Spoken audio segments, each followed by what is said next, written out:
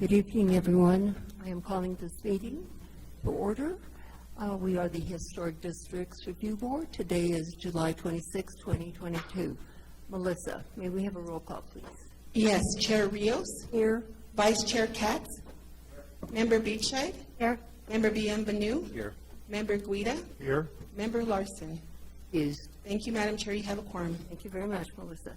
Any changes to the agenda, staff or board members? Madam Chair, we have two changes to the agenda. Item number 2 under old business was meant to be item number 1. Applicants are prepared for that, or have been prepared. And then the other item is under new business number 3. Strike the name Carly Piccarello, and Heather Lamboy is who will be presenting that case. And that is all. Thank you. Is there a motion to approve the agenda as just amended? Guida moves to approve as amended. Katz seconds. Roll call vote, please. Member Beachside. Yes. Member Bienvenu. Yes. Member Guida. Yes. Vice Chair Katz. Yes. The motion has been approved. Thank you. We have minutes of July 12th, 2022. Any changes, board members or staff?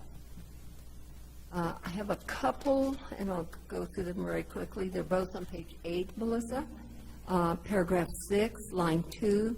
Instead of Miss Luceto's husband, Fred, it should read Mr. Valdez, the contractor, indicated they had been before the board many times, period. Chair Rios stated that not regarding these particular revisions.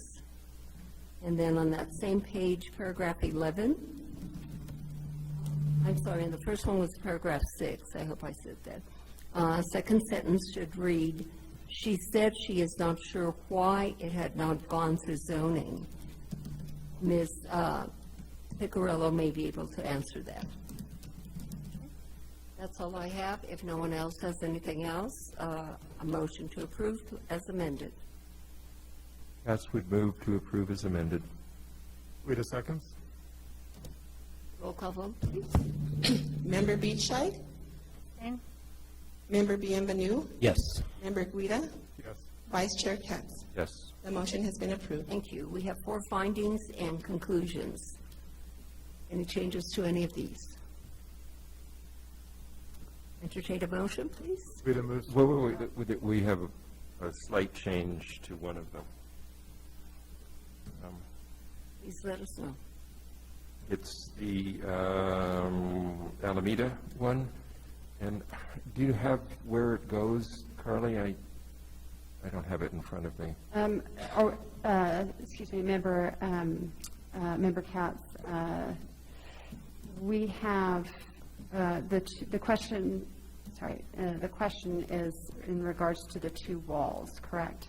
Yeah, I think it is in the conclusions that the northern section of the east wall that is historic is included as contributing.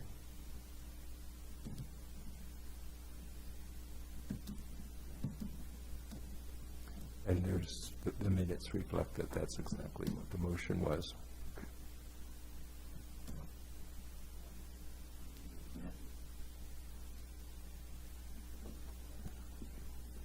Okay. Did you get an amendment that shows that the south wall was designated? The, Historic south wall? yes, that was added. I had said that the walls needed to be included and only the south wall was, not the north portion of the east wall, which was part of the motion. Okay, so we're missing a reference to the north wall. The northern portion of the east wall.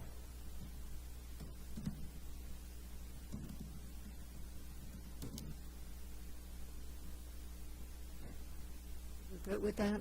Thank you for catching that. And I do remember that. That is absolutely correct. Any other amendments? If not, I will entertain a motion. Guida moves to approve as amended. I hear a second. Bienvenu seconds. Roll call vote, please. Member Beachside. Abstain. Member Bienvenu, Yes. Member Guida, Yes. Vice Chair Katz. Yes. The motion has been approved. Thank you. Anyone from the public wishing to speak this evening in reference to, not in reference to your particular case, but in reference to anything else? It appears not. So we will move on to staff communications. Anything under staff communications? No, Madam Chair, not for tonight. Thank you. Then we'll move on to old business. The first case under old business is located on South Guadalupe Street. Will you give us that report, Carly?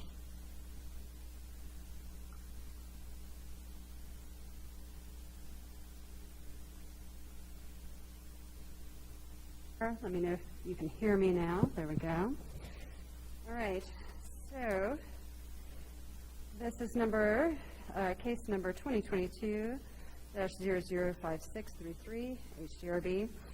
And so it is located on South Guadalupe Street, but also in various locations down in the downtown and east side. Go ahead and go to the first slide here. So this is a case in regards to the banners, and this is for the Hometown Heroes. And tonight, staff requests a review of the proposed banners, the design, and a recommendation to the governing body for the forthcoming resolution that would allow for these banners in the city right away. Okay. So what I have up on the screen is a map of the locations for the decorative light poles in the downtown area. And these, minus a few locations we've edited out, are part of the chosen locations for these banners. Okay, so the background on this case is really that as per usual in the last few years, the banners were to be on Cerrillos Road. A call was placed to see how many banners would fit on each pole, and P&M looked into the rating and saw that they would not support one banner. So all of the banners had already been purchased, printed, ready to go. So these groups, the American Legion Group and a few other community groups, were left with looking at where can we put these banners. So having gone forward in good faith, they needed a new location, and the city worked to find locations in and outside of the historic district. So part of these are in the rail yard, part of these are on Guadalupe Street, and they span a few different districts, as we can see here. Historic transition district, so you can see the faded out dots that are outside of the historic district. And then along Guadalupe, there's the historic transition district as you go north, west side of Guadalupe, because the boundaries kind of switch back and forth, and then there's some of the downtown east side. So this creates a bit of a promenade, and then going into the downtown and east side area, as we were just looking at here. Now, part of the choice of location for these is that they are in close proximity to the Veterans Memorial Cemetery. And then what we also did in the process of ground truthing some of these light poles was editing out a few locations so that each banner would be given a more equal weight, so that no one's sitting at a back of house location or a telephone pole, or a pole that is tangled up in the tree, because every banner has a veteran portrayed on it in color. And here's the hardware sitting next to it. The size is about 2 feet wide and 5 foot 4 inches tall. So, I'm going to go back to that map. The idea was that approximately 2 per block would allow for some alternation of these banners and allow for, mitigate some of the visual impact for how these sit in the historic district. By having just 2 per block, creates a bit of a rhythm. It allows them not to maybe be stood up one next to the other. And because this is something that we would normally work on the design to have it a little bit smaller in scale, the location was one thing that we could help craft. So, that said, staff didn't feel that we could administratively approve this, but so we brought it to the board for a recommendation to the governing body. Let's see, make sure I'm just not missing anything. The numbers, the locations, the sizes are all in the packet here. So we have 35 that are in the downtown east side, 7 located in the historic transition district, and 5 that are in the west side Guadalupe. The rest of them are on the outside of the historic districts. And with that, I will stand for questions. Thank you, Carly, for your presentation. The banners will be temporary. Oh, yes. Is that correct? Yes, Madam Chair, excuse me for leaving that out. So typically these would have gone from Memorial Day to Veterans Day. So we are looking at trying to get them up relatively soon and then coming down just after, just around Thanksgiving is about 2 weeks after Veterans Day to allow that to happen. And then they come down and then at the beginning of Memorial Day or prior to Memorial Day, other banners will be put up. Is that correct? So we are at the point where we missed the window to get them up by Memorial Day. So we've kind of cut into that time because I think finding out the information that they could not go on Cerrillos was a bit late. And so we are now past Memorial Day and looking at getting them up as soon as possible and then going into November. Now, once they come down, they'll rotate, but within that period. But once they come down, to do them in the downtown east side, we would start with a new application next year and look at the design for size and color to be in harmony with historic districts for the future application.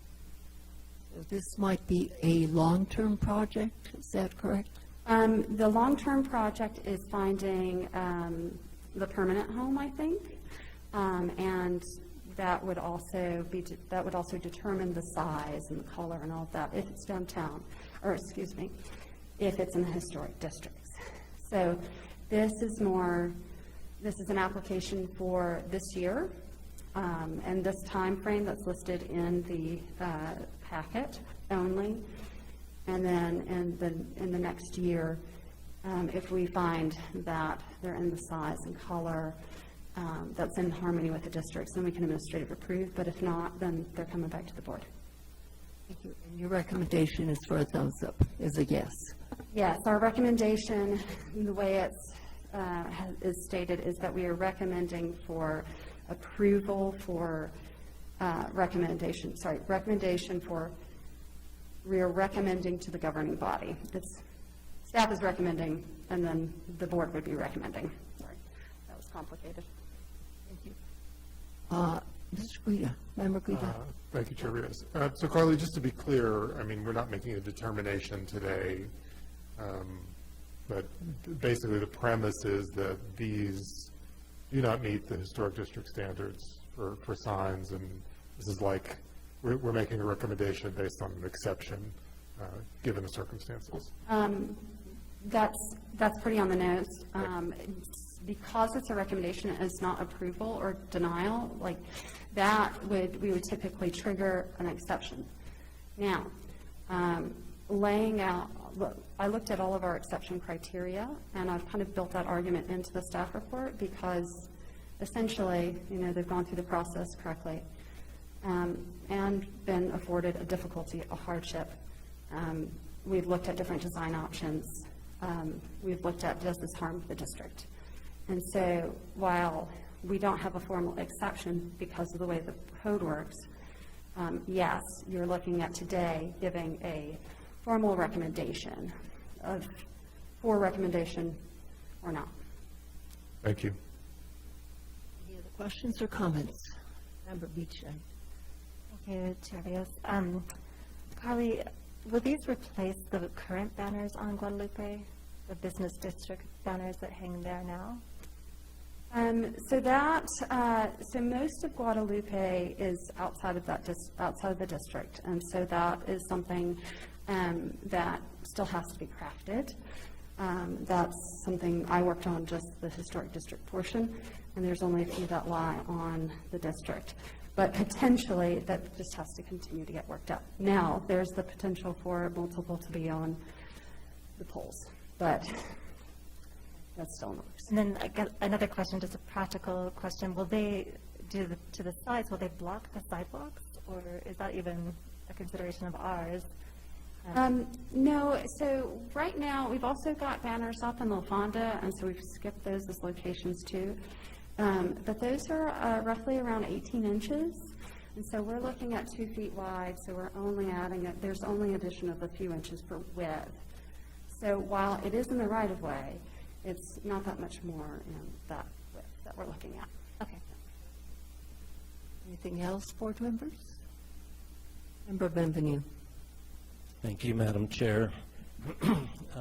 Carly, do you think there's any possibility that the city will be able to identify locations outside of the historic districts in years to come for the banners?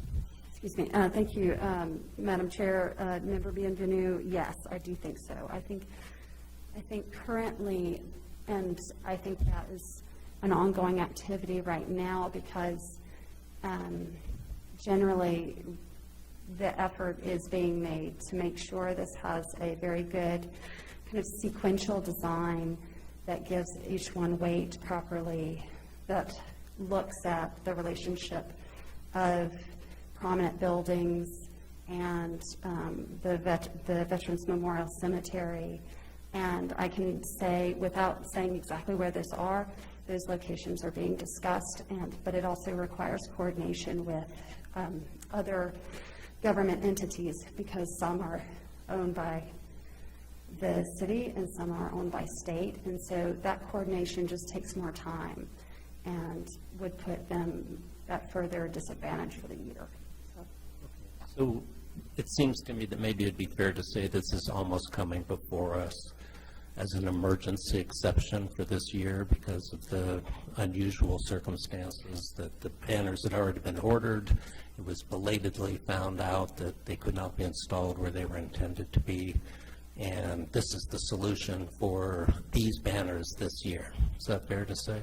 That is correct, Member Bienvenue. Okay.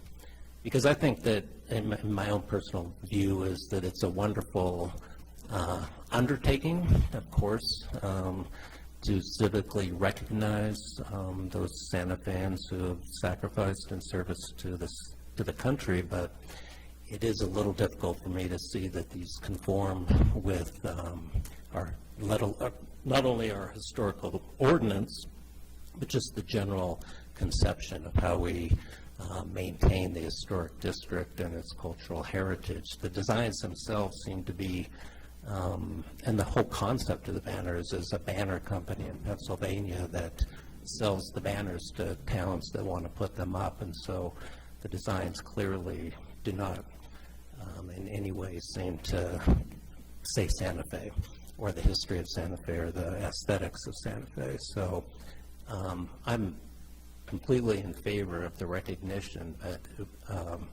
and certainly in favor of this year an exception being granted. That it would be, from my perspective, on the condition that the governing body be told that the Historic Division and the board would not approve these particular designs, location, size, et cetera, if it were to come to us next year.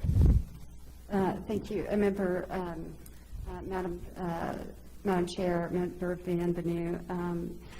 So on that note, that's exactly why I felt it was necessary to bring it to the board, and in order to not create a precedent for banners that when we look at a historic district, there's a difference in scale, there's a difference in character, and that's baked in, that's very much in our code. And so that's why it's before you tonight. Thank you. Member Guida. One last question. What number of banners will be in the historic district out of how many banners total?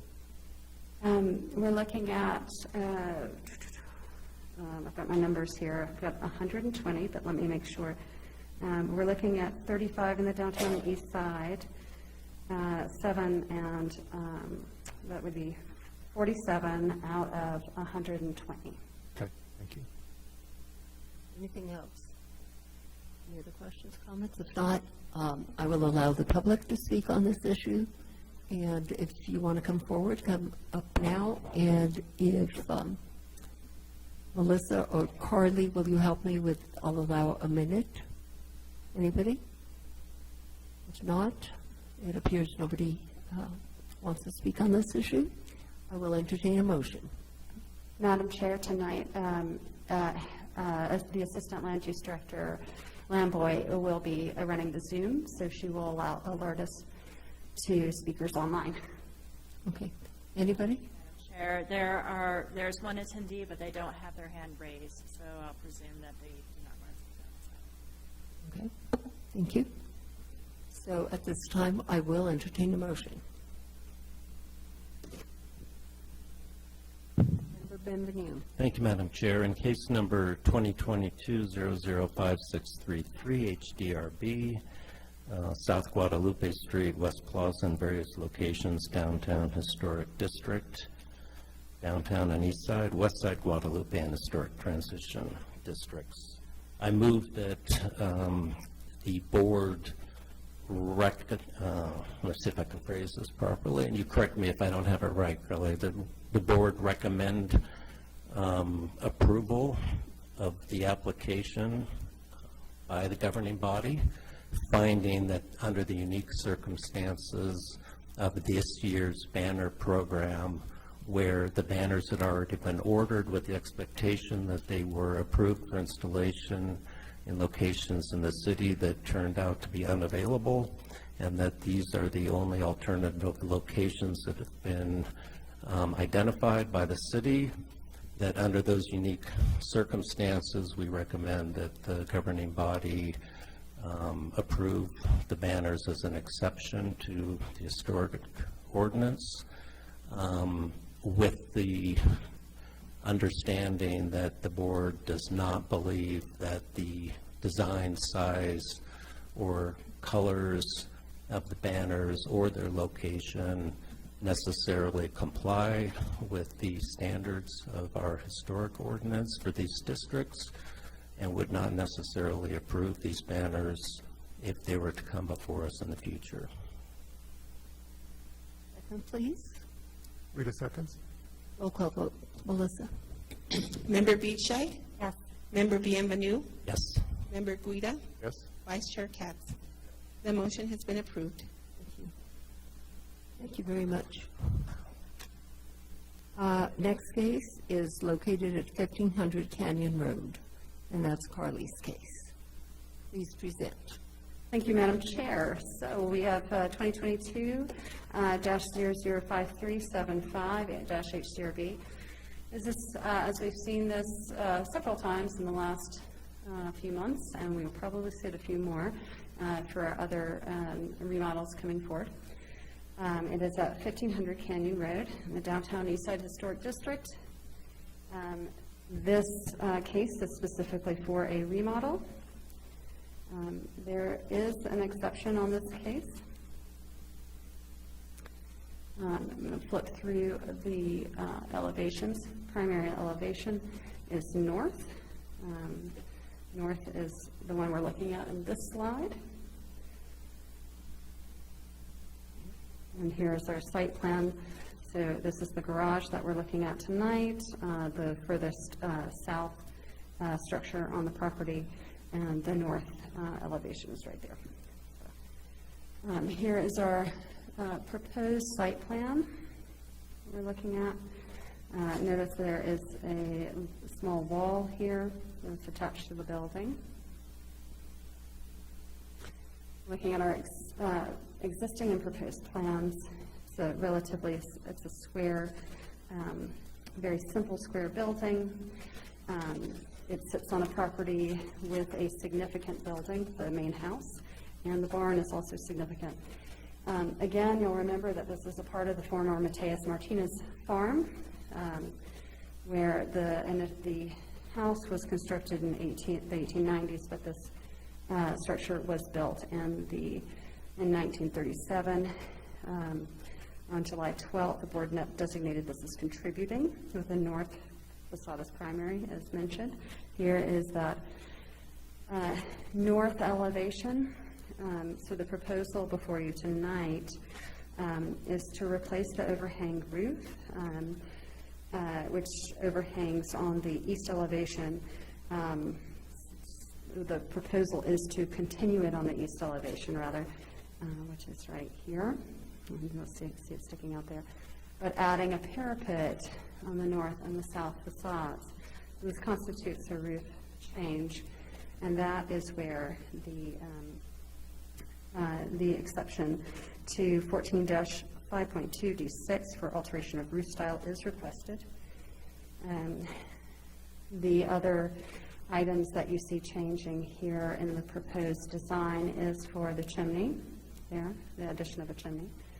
Of course, the non-historic windows would be replaced, and we're looking at door changes as well. You can see the vigas are changing out and the height difference there. It would be raising the overall roof height. There's a little dashed line just because in the drawings there's a little bit of a change in these don't align quite the same. But you can see here on the south elevation there's the addition of divided light windows and the change of these doors, which are the plywood doors there. The proposal also includes to restucco with El-Ray cementitious lalus, which would match the house, what was approved to match the house, and then painting the doors and window trim white, pure white. The re-roof would be done in a TPO tan color, and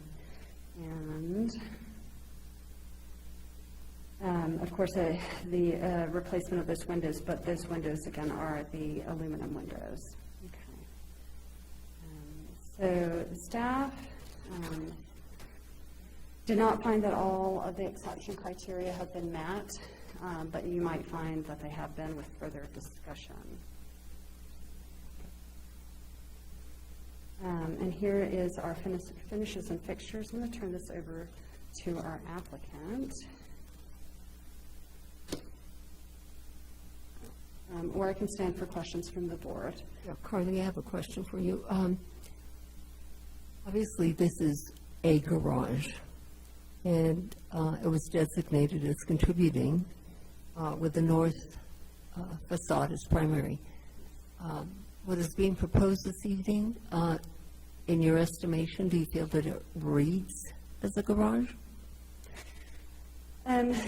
No, it doesn't necessarily read as a garage. I want to say that, the simple box form earlier, it may not have fully read as a garage before, but as a simple storage utility building. This is quite a bit of a change to the nature of the character of the building. But it's still ancillary to the larger, the more substantial building. But really, the change, the reading of the garage is not because the doors are not facing, it's not part of the primary facade. They're also not facing the direction of the road, so it's questionable, I think, where it reads more utilitarian in my definition. And the height is being increased by how much? Let me look back at my notes. Sorry, Madam Chair. The height would be adding 2 feet 4 inches. So the height started, though, at it's 9 feet on one side, and it slopes, and that's the shorter side. I think we're looking at 9'10" on the other side. So I think it's important to note that.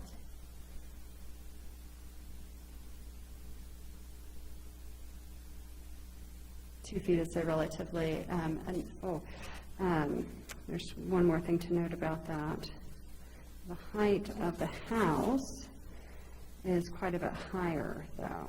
I think we're looking at maybe 5 feet higher than the 9 feet, at least 5 feet higher. So that's something I looked at specifically, is how much that would appear differently than the house itself. Carly, any other questions? Member Guida? Carly, just a quick clarification. These elevations that you're showing us show a stucco chimney. In our packet, we have a brick chimney shown. Is it the applicant's intent that it's going to be a stucco chimney? Let me go back to the packet. We've gone through several alterations of this, so if I have got the wrong drawings up, Page 35 of the packet. rather unfortunate, and my apologies.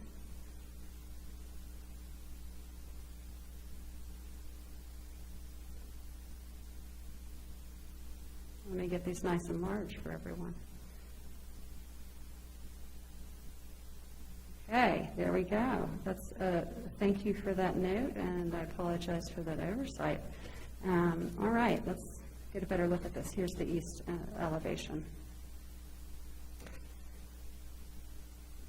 Okay, so, and on this elevation specifically, we're looking at 9 feet and moving to 11.7.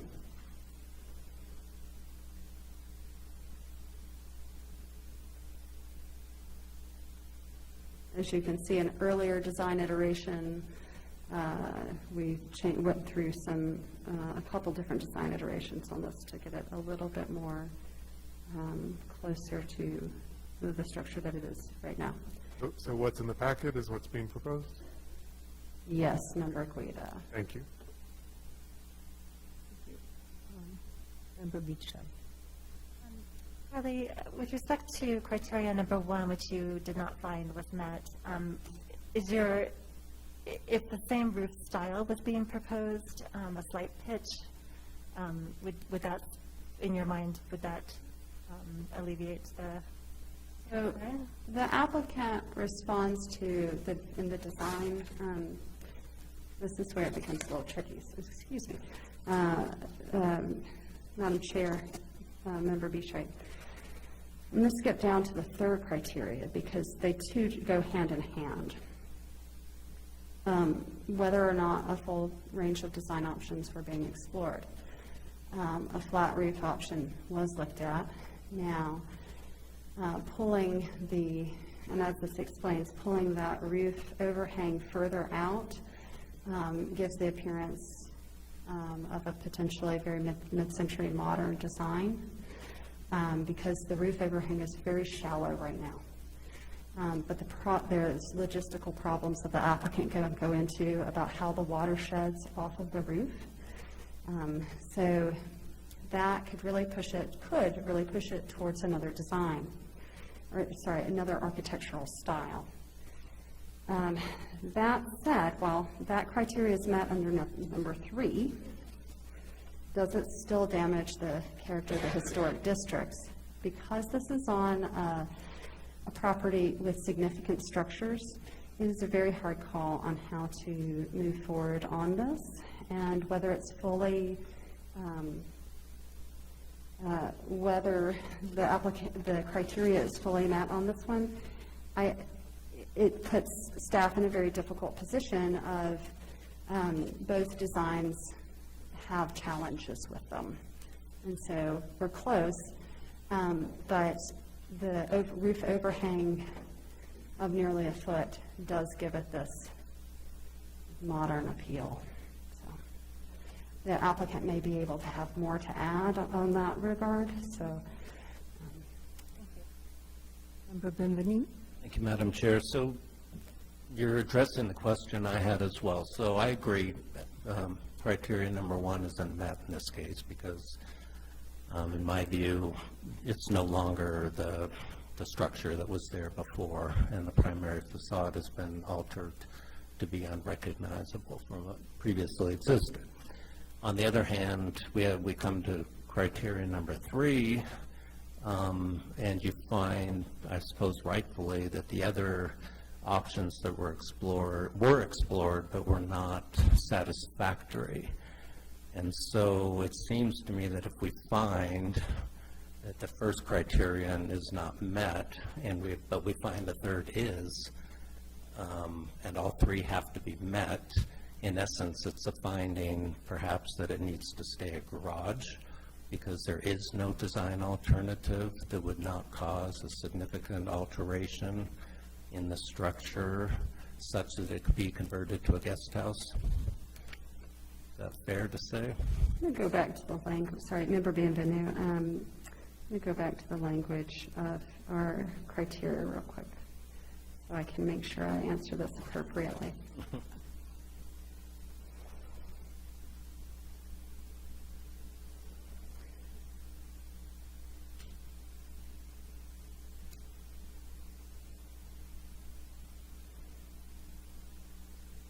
So a full range of design options.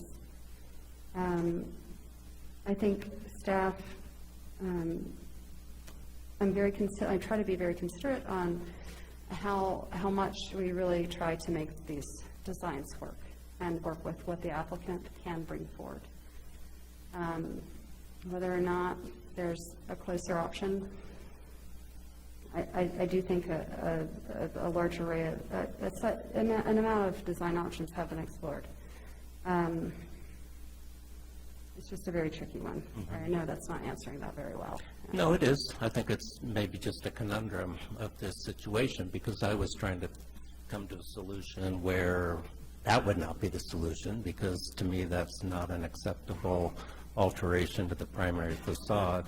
And we'll hear from the applicant, but the applicant has indicated that the other solutions either won't work or would be worse as far as altering the appearance. And so I'm not able to find necessarily from what I've heard so far a solution to how this conversion could take place and the roof replaced and still maintain the appearance of this contributing structure. But as I said, maybe the solution to that under our code is, well, that just means it needs to stay as it is.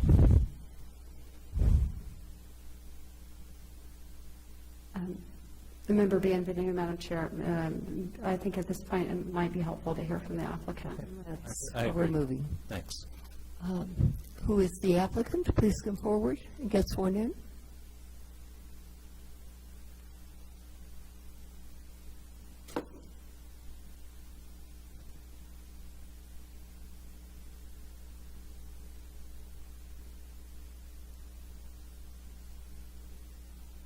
Please raise your right hand. Do you swear under the penalty of perjury that the testimony you're about to give is the truth, the whole truth, and nothing but the truth?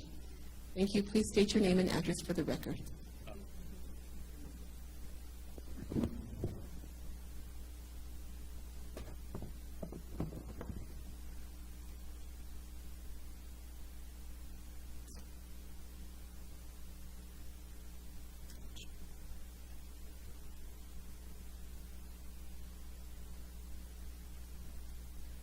William Powell, 1601 Don Gaspar. Good evening. I will. You have the floor. Tell us all about this building and why it looks like what it does. Yeah, sure. So we did an initial design, and working with staff, we toned it down a little bit, and you're seeing that in your packet now. There is another design that I'll show you guys, and you can see it and give me your thoughts.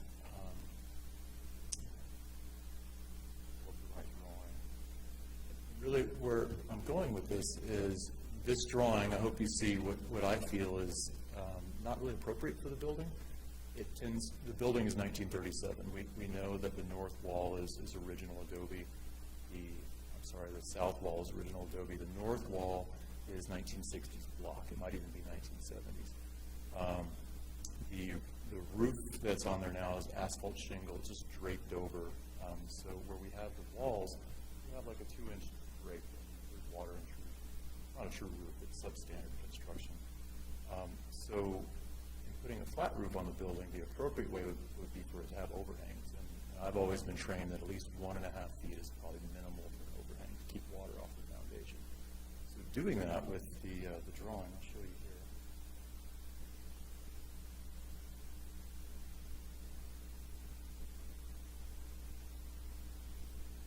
Okay, so this is the original drawing.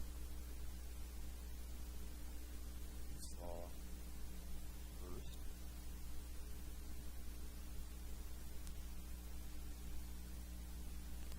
So here, this would be keeping a flat roof on the building, same height,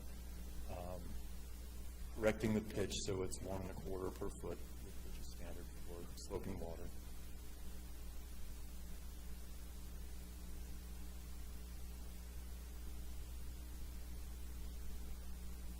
Give a little tour there. So that would be the east facade. Got rid of the chimney that was pronounced on the facade to more reflect the sides of the building, including the alternate 3 that you have in your packet. The house, as you guys know, has 2 brick chimneys, so maybe more in keeping if the fireplace is granted, we would use a brick chimney. But here you can really see here, this bottom one right here, how that just doesn't really represent the building, I think. It sort of mixes up styles and dates. I don't see 1937. I see 1960 when I look at this. You guys will, of course, tell us what you think your discretion is. I'll go back to the drawing that you have in your packet. So really where I'm going with this, we have 2 roof solutions. We have a parapet roof, or we have a flat roof with overhang. So the existing roof, it just can't be, unless we want the building to fall down eventually. We do have signs of water intrusion and there is settlement on the north facade. Had this happen before, working on buildings like El Ziguan was an example where we had long debates about if it wasn't constructed properly, do we perpetuate that or do we correct it? So, in this case, we had to enter a steel beam into the roof structure to support the arch because the arch wasn't a true arch. So it's this thing we get into sometimes. It's not always easy. I like that everybody here also is struggling with it. It's not just myself.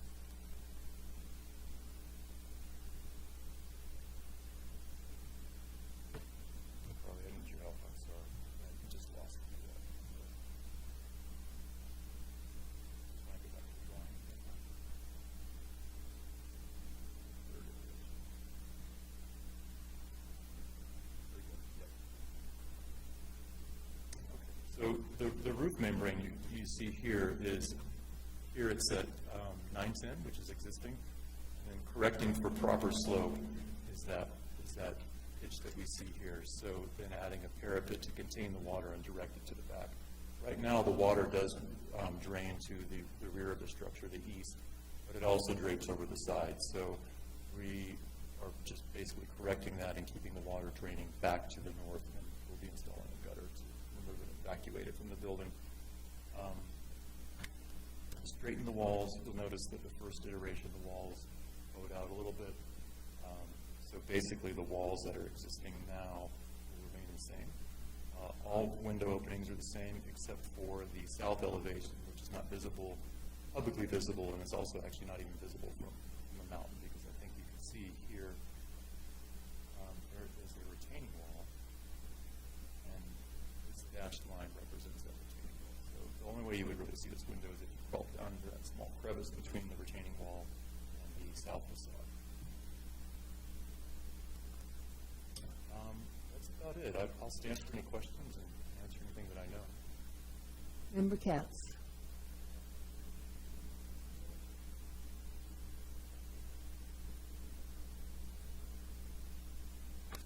Any possibility of having the north part of the roof couple of inches higher than the rest of the roof, so it's not going to go over the north. I mean, the advantage in the site is that this is the north side, so with winter and ice, that's going to get melted. It's not going to build up as it would if it were on the south side, blocking the sun from melting it. So that it doesn't have to have such a big overhang. So it could have a few inch overhang. But it would be the fact that it would be slightly higher than the rest of the roof, so the water wouldn't be going that direction. Oh, so what you're proposing is not a parapet at all, but actually tilting that north roof up, is that what you're saying?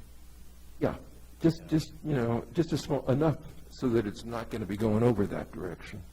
So we would have like an obtuse draining pattern, which is possible. And it would probably direct it towards the southeast. But if I understand you correctly, you're still advocating for a flat roof Yes, very definitely. with an overhang, right? Pretty much what is there now, but the roof, I mean, you're going to rebuild the roof, I understand. Yeah, it's rotted. It's beyond. And so that you could build it so that the north side of it, or maybe just the north edge of it, is higher, but it doesn't have to be much higher.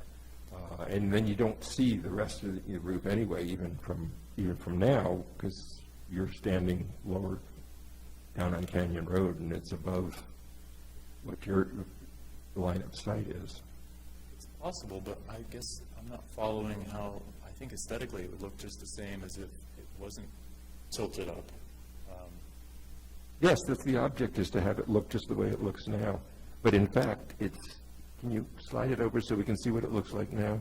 I guess, Frank, I'm just trying to, sorry, to remember. Yeah, it's too familiar. What's the benefit of that? I think. So it doesn't damage the north wall, so that the water doesn't run over the north wall. The only way that would make sense is what you're saying is to get away with to reduce the 1.5 foot overhang. That's usually a minimal that we consider to do this. Is that what you're referring to in kicking it up? Well, yeah, you have a very small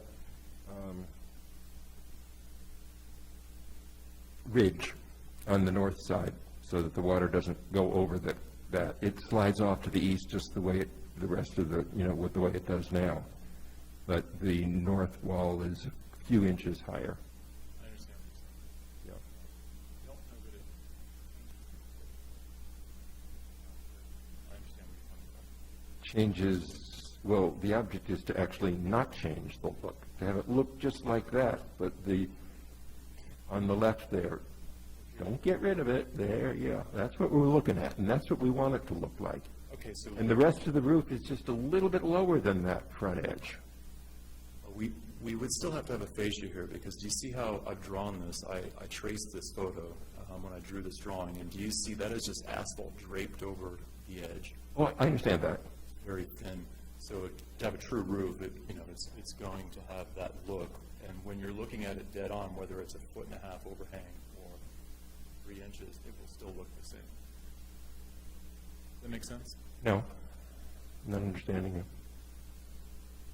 How is it different from what it looks like now? Because this area that I'm showing you right here is just asphalt draped over a wall.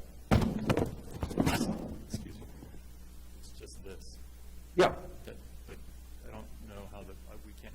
So you don't want to drape, cut off the asphalt, just have it go to the top of the wall. Okay, but we would still have water intrusion. Why?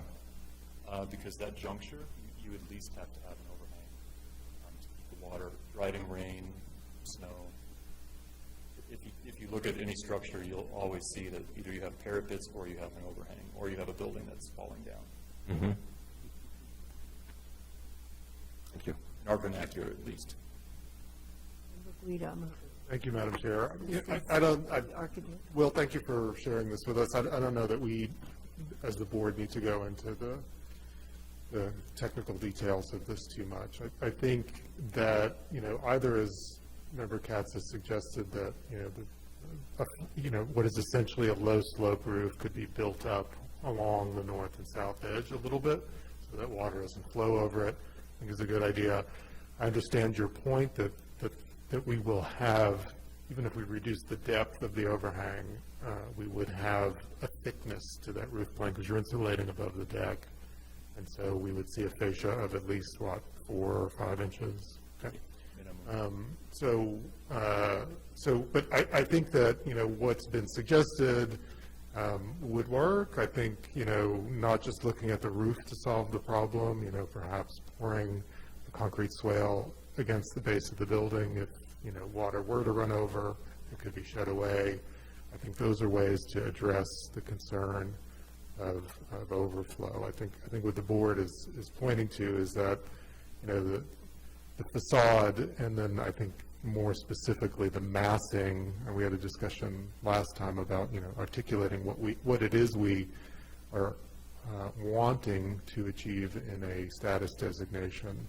I think the look, and you're hearing from other board members, the look of that kind of shed roof, low slope shed roof on a simple structure is what we're after. And I think, my impression is that the parapet, and particularly the one with the pronounced chimney, looks like any guest house on the east side. This is such a special property. To see you more closely match the original appearance of the building, I think, is doable. Okay, understand. Member Benjamin. Thank you, Madam Chair. Yeah, I echo those comments. I think that actually looking at your design there for the flat roof, it really, it does work much, much better. It is a slight modification, of course, as you point out, and your points are well taken that, if that was exaggerated, it would start to look mid-century modern, but as in a minimal overhang, with the ideas that were just suggested, I think it looks like something that would have been built on this garage at the time by someone that was actually thinking about the fact that it needs an overhang. And so I think it would be very consistent. I think from the outside it would look very much like it does now, but be much more functional. Because I agree, I mean, what you're saying makes perfect sense. You cannot reproduce the roof as it is right now. You have to have an overhang. So the question would be, the most minimal height increase and the most minimal slope and the most minimal overhang, at least on that north facade, would be, I think, satisfactory. Well, let me ask you this. So, of course, the overhang can be trimmed back, right? It's 1.5 feet as drawn. For sake of durability of the building, if you're looking at the building dead on, and where I think this is going, could we keep the 1.5 feet for the durability of the building? Because when you're looking at the building dead on, I don't know that this or this is really going to change much as you're viewing the building. So I'm just sticking up for the longevity of the building, not really the aesthetics. Something to consider. I'm just throwing that out there. I do think that in answer to that, there is a strong view coming down Upper Canyon Road of the northeast corner. And so I do think you would see that overhang pretty distinctly coming down Canyon Road, especially because it's not oriented completely square to the road, but it's actually off kilter. So I do think that you do see that corner. So I think the more minimal overhang, and it's consistent with the need to preserve the building, of course, would be the ideal. Well, I guess we can discuss what the difference is between 1.5 feet and no overhang, and figure out something in between. I was going to address what you had mentioned about the swale, the concrete swale. I've spent a lot of my career removing those, and mostly on adobe buildings. And when I worked in Mexico, they call it cantaparal. I'm probably mispronouncing that, but basically it's the footing. So as an adobe wall, freeze-thaw cycles happen at the bottom. It erodes the bottom, right? So the wall does this. And the easiest way is to shove a bunch of concrete in there, and build it out, and you solve the problem to your eye. But concrete lies. The void is still there, and in fact, what happens now is the water gets back there even more subtly, and it never dries out. It just continues to chip away. So when we were restoring San Miguel, we removed the entire cantoparal around and rebuilt the walls. It just got the drainage away from the building, and that was the real answer, not just band-aiding it with the concrete. So I guess what I'm asking is, let me know what you think is an appropriate overhang, but I still would advocate for more than not, just because I know how the water will eventually get in there. Well, my personal view, and said that everyone else's agreement, is that it could be as much as 1.5 feet without completely destroying the characteristic of that facade that we've designated. That preferably it would be less, but I think it could be as much as that. Right, that's not particularly large, right? It's a foot and a half, so it's Yes. really not. I don't think from the road that would look striking. Okay, well, I'm in your hands. Thank you, guys. Appreciate it. So, let me ask, so are you in agreement with the 1.5 foot overhang? And is the board in agreement with the first submittal? I'm guessing that the board is in agreement with the first submittal. Is that correct, or am I? What is shown there? Or no? Or were you considering that?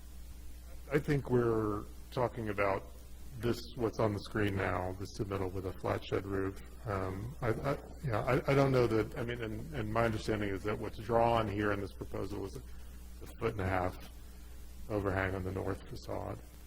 I would recommend 1 foot or less for that overhang. Madam Chair, just for clarification, this drawing that we're looking at was never submitted. This was a study between myself and the homeowner, and we both nixed it. And so it did not find its way in the packet. I brought it because I had a feeling we were going to be discussing this, and I wanted to show you the study and what it looked like. So if you're referencing it in the packet, you won't find this drawing in the packet. Understood. Yeah, I agree with Anthony that 1 foot would be more appropriate. Member Beachside? I won't comment on the overhang. I think, whatever is functional and recommended would be what to do. I think, this achieves the goal of trying to keep this facade as consistent with what is existing. The east and west, I believe, have protruding, I don't know if you call them vigas or wooden elements. Are those maintained on this iteration? Yeah, as you know, there's dimensional lumber that's exposed there. Homeowner would ask for vigas. Of course, that is a change in the roof style. Let's see here. So on the east elevation, you can see the vigas show themselves here. Right, probably an improvement, I would say. Well, and one thing I should mention too is, you can see here in the floor plan, do you see these 2 posts? Everything was undersized, so everything is broken and being supported by 2x4s, et cetera. So those dimensional pieces are undersized, so even if they were to remain dimensional, they will have to grow in size to support this new loads that we have. Right, I think the protruding vigas of a larger appropriate size still achieves the characteristic feature that those wooden elements give to this as is. Any other questions? Anyone from the audience wishing to comment? Please come forward and get sworn in and speak right into that mic. Madam Chair, shall I take time? Yes, please.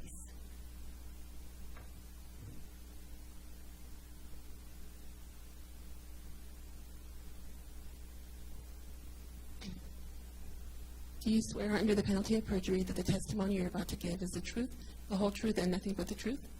Thank you. Please state your name and address for the record.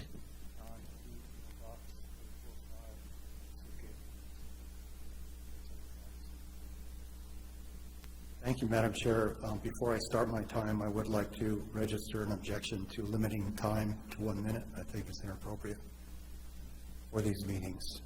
We keep losing all of our time for public comment, and that leads to a lack of transparency in government. So having said that, I'd like to begin. I feel very strongly that you need to go with a flat roof pitch design as is being presented by the architect, without visible vigas and without any kind of masonry chimney. A simple metal smoke chimney as such would be seen on a vernacular shed, can work on this building and would not undermine the character of the building, because it would be what these people, if they had the money, they would have put a metal chimney stack here. They would not have built a masonry chimney. The masonry ties to the building, but I believe that's inappropriate. This is simply a vernacular shed and needs to remain that way. The original proposal that was brought with the built-up, everything built up around it, simply changed this from a choza, which is a shed, to a casita, which is over gentrification in this case. So forgive me for speaking strongly, but I feel very strongly about this. Thank you. Do you swear under the penalty of perjury that the testimony you're about to give is the truth, the whole truth, and nothing but the truth? I do. Thank you. Please state your name and address for the record. Bonifacio A. Armijo, 13B Paseo Baca. I'm a general contractor, and actually I was in the historical board with Will. But in what you guys were talking about, the best way to get the least amount of overhang and still keep it flat is to create the pitch at the center. So it's got a very slight pitch in 4 different directions. That way you're not concerned about overhangs. You can have a 1-foot overhang in the entirety, and then it drains every which way. So you take care of your drainage, you take care of your overhang, and the roof remains flat as it was. I know that property very well. Actually, the first girl I ever walked home from Christopher School lived there.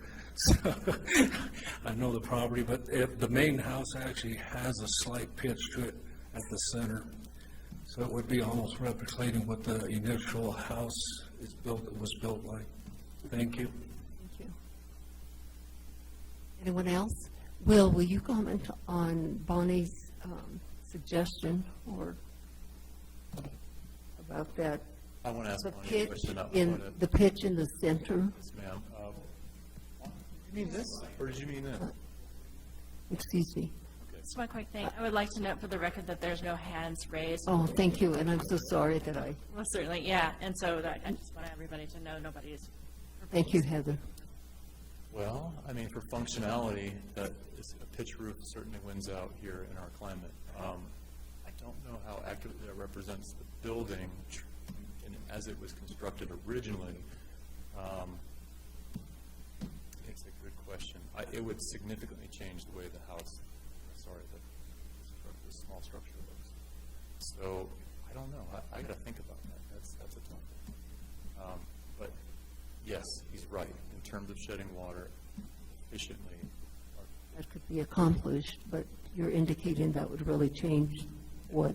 Well, and It would add another, the main residence, as you guys know, is significant, and it has a hip roof. It's a very unique roof. It's not just your typical pitch roof. So if I understand what Bonnie's saying, it would almost reflect the house itself with a hip. So we would have 4 sides shedding water. I don't know. That's another conversation. I think what I would do personally is I'd have to draw that and study it. I couldn't just in the mind's eye that can't see it right now. It's such a small structure that the pitch would not be very high, but it wouldn't look like the same building. I would almost say if we're going to entertain pitching the roof, what's wrong with the parapet? It's the same thing. now, when you indicate, anyway, to me, that you're saying if you add that pitch in the center, that it just won't reflect what is the old building. Well, if that's the That- argument that we're making about Right. the structure to Exactly. over the flat roof that we are, I feel like the parapet would be just as strong of a consideration as a pitch. Oh, I see 2 hands there. Member Guida? Madam Chair, I'm a little uncomfortable with continuing to workshop a design verbally. We have a process here for the benefit of the public and the applicants to show drawings. Fortunately, we're able to see drawings of an earlier scheme, and to me, that's enough for the board to understand this particular option as opposed to the other particular option that was expressed. I'd like to end the conversation of other details or configurations, because that's not our job here. My feeling is that if the applicant is willing to pursue this design that's shown on the screen with the flat roof, slightly sloped, that we go ahead and make a motion on this case. Yes, did you have something? Well, my concern is a little bit that the third criteria that you've considered all options, and I just had this nagging feeling that we haven't considered quite how it's going to look. And I appreciate Member Guida's, reluctance to just workshop this to death at a meeting like this. I don't know that it's appropriate, but I think that Will understands that, we want it to look as much exactly like it looks now as possible. And certainly I agree that rather than having a brick chimney, just a kind of a stovepipe that would come up from a wood stove in a shed or a workshop would be much more appropriate. And I wonder if we shouldn't have Will come back with a more clear, articulated design that is meeting the criteria that we've been talking about. Any other comments? Member Benvenu? Thank you, Madam Chair. I agree with those comments. I think that we have a pretty good sense as to what the board would like to see here, but I think we're getting into details that are a little difficult to know. For example, to what extent that earlier iteration that we've been looking at for a flat roof is still actually something that's consistent with the applicant's desires with respect to the other parts of the application that are before us. I'm a little unclear still about what the least amount of height increase would be. I appreciate Mr. Eddy's comments about the chimney, and I'm persuaded by it, that did stand out to me, and I hadn't thought about the fact that a stovepipe would be a perfect solution. And I actually also agree, now that the vigas have been pointed out, that looks inconsistent with the structure as it originally existed. If anything, maybe some 2x6s would have protruded there, but my view would be it would be best to have revised drawings submitted at a date certain. Going to entertain a motion. Madam Chair, I'll make a motion. So in case 2022 005375 HGRB 1500 Canyon Road, I move that the board postpone to a date certain this case and ask the applicant to return with drawings that represent the board discussion tonight, ideally in line with the option that was presented during the hearing of a low-slope flat roof, and with the following recommendations: that the overhangs on the north and likely south facade would be reduced to 12 inches or less, that the chimney be considered to be brick or a galvanized stovepipe, and that the expression of vigas not be round. Shiloh, second. Any other amendments? Just curious Member about the Benvenu. actual date to be part of the motion. Yeah. Member Bienvenue, it would be August 9th. August 9th? Okay. Anthony, excuse me, could you reiterate what you said about the vigas? Eliminating them, or what did you say? That the expressed vigas on the outside of the building not be round. Or keeping the vigas? It could be dimensional lumber or, Okay, roll call vote, please. Just for clarification, or not at all. Or not at all, yeah.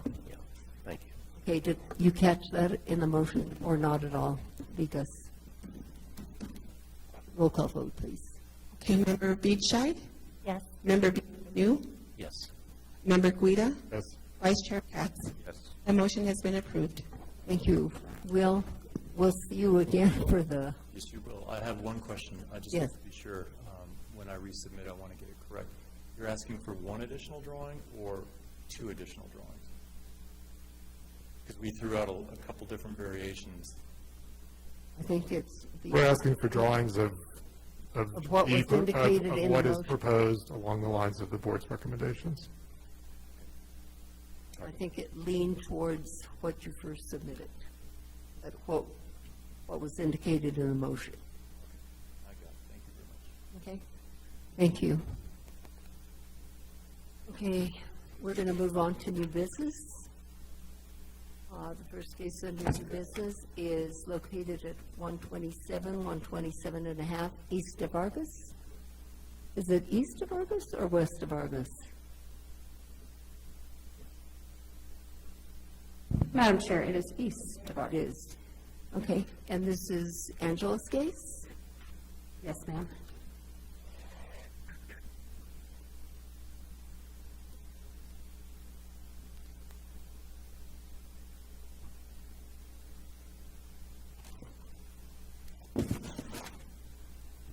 Thank you. Good evening, members of the board and the public and other staff.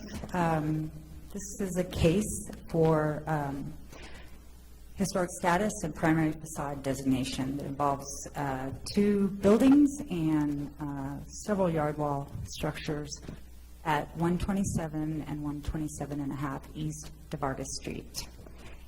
It is uniquely located, as you can see from the top photograph. That is really the front of the main building called the Cider Press, and it's what you're looking at is across the river from Alameda Street. The property is accessed from East DeVargas, which is up the street. The property up the street is a significant building, and that parcel was separated from this parcel. So at one point, they were one block of property. The photos below show the access from that street into the property. An aerial photograph shows the two structures, both the East Vargas Street and the one-half East Vargas Street is the storage, and the one at the north is the Cider Press building. These are photographs of the storage building, elevations. This building has one window in it, except for the front of it, which is the west side, has a portal, and I'll show a picture of that. But more about the actual structure and history. The property is about a quarter acre in the downtown and east side historic districts, and it's got the two main buildings, as I stated. Both are currently designated non-contributing, and the yard walls are non-status. The main house, known as the Cider Press, was built as a one-bay garage in 1910.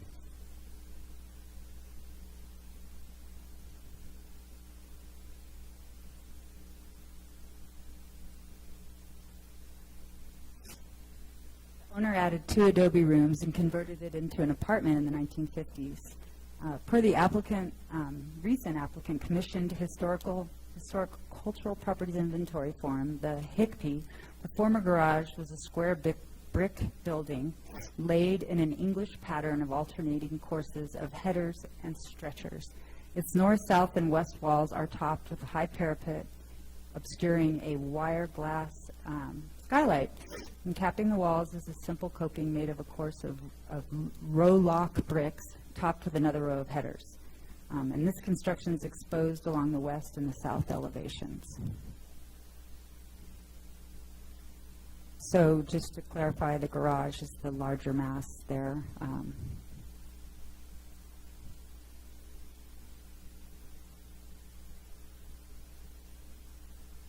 The Cider Press building style currently can be described as Spanish Pueblo Revival, with its flat roof and parapets, and it's still topped with the brick coping on its north, south, and west walls. The north facade has 2 projecting windows Oops, we don't want to go to that.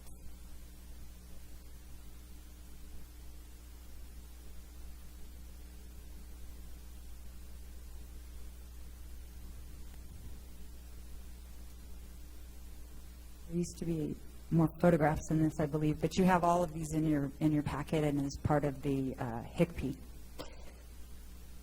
The window I'm referring to on that north elevation, the upper photograph, that's the north facade of the cider press building, and those blue windows you see are like boxed windows that are a unique feature of this north elevation. The north facade has these projecting windows that were likely used for display when the building worked as an antique shop and art gallery. The larger unit's boxed and holds 4 6-light casements. The smaller has a single pane. The building overall features a combination of windows, including paired casements, single hung, fixed casements, and siding. The west elevation has a pair of swinging wood doors that now cover a bedroom window. That's the west elevation with the garage, the original historic garage and its opening. The south elevation has one opening, which is in a photograph in your packet. It's a unique window that is 2/1 light wood sash. The north, the river-facing elevation, is stuccoed and has a few remaining paintings from the building's use as an antique shop. The murals that I'm referring to, the faded paintings, are located on that far west end of the north elevation, and the cider press sign is faded paint above the blue boxed windows. Second building to the south of the cider press is this one. It was built in the 1960s as a storage room. It's rectangular, flat-roofed, and stuccoed with a portal in the Spanish Pueblo Revival style, which is on the west elevation.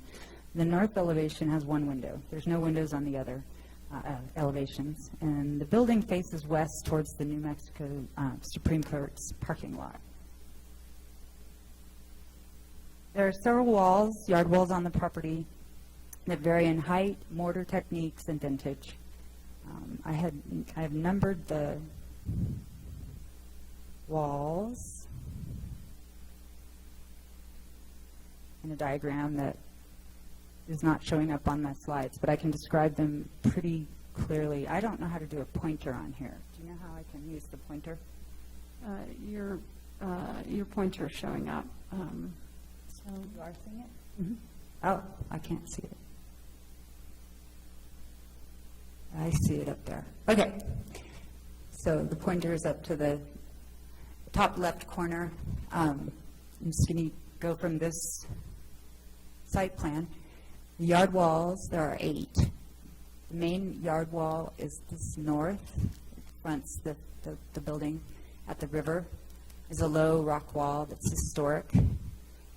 This is the east low rock wall that is along the east perimeter of the property that abuts the State Land Office parking lot. There's a portion, where'd my cursor go? Make it brighter.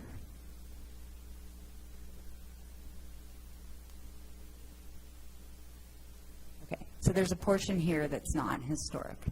Then this is new coyote fencing, not historic. On the west perimeter is a higher rock wall, and it is not historic.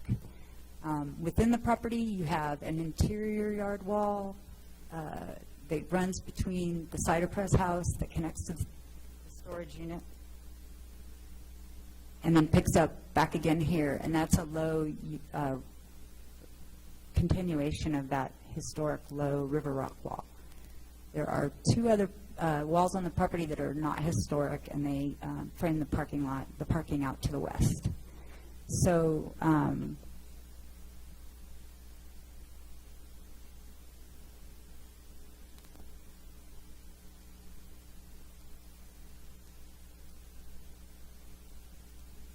as I stated, both the cider press and the studio currently are designated as non-contributing. The new Hgrb form includes additional information provided by the current owners, and the applicant requested a historic status review and primary facade designation as applicable for the three structures: the main house, the cider press, and the storage unit, and the yard walls.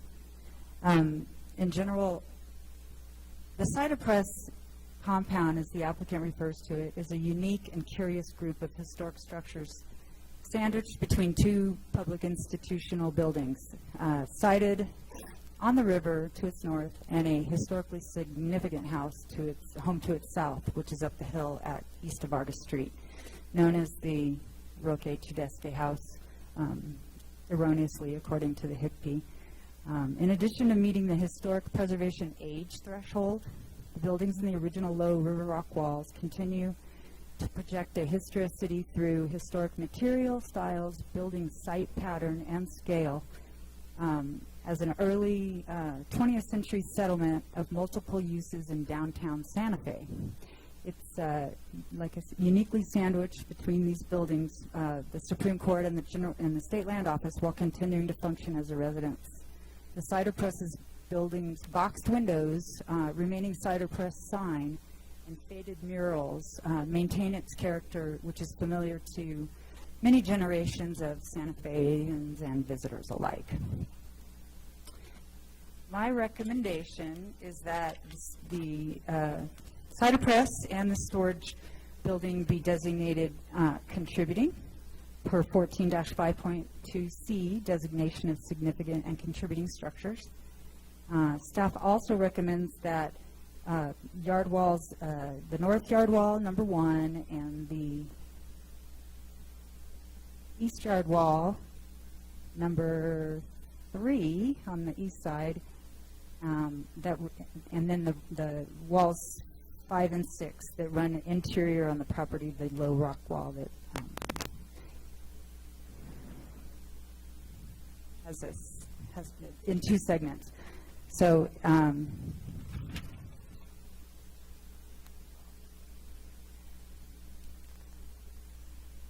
with respect to primary facade designations, staff recommends facades 1, the north, and 2, the west, and 3, the east elevations of the cider press building, that they be designated primary, and that the studio's number 1 west elevation with the portal be designated its primary facade.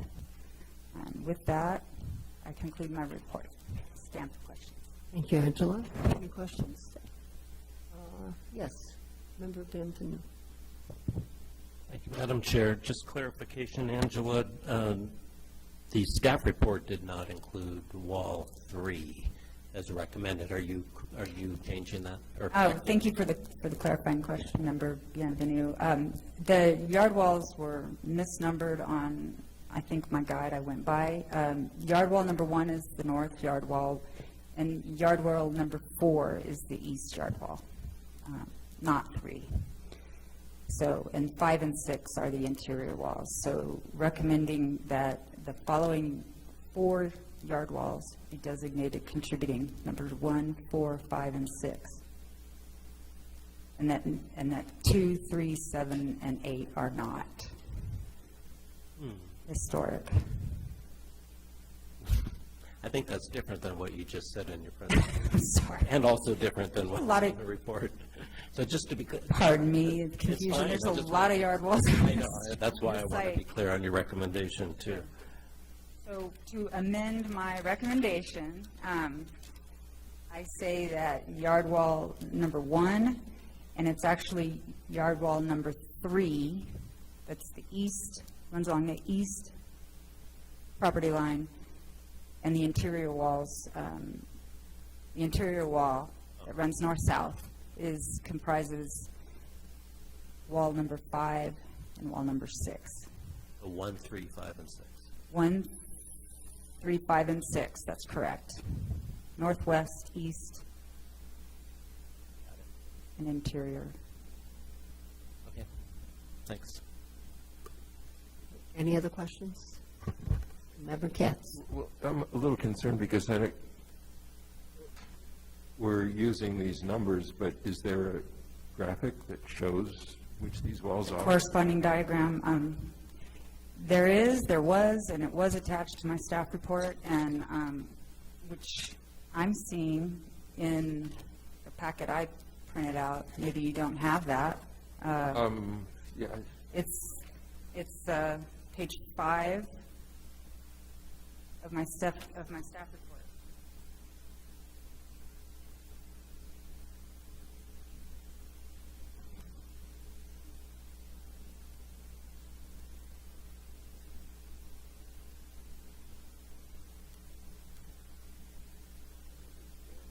not all of it shows up.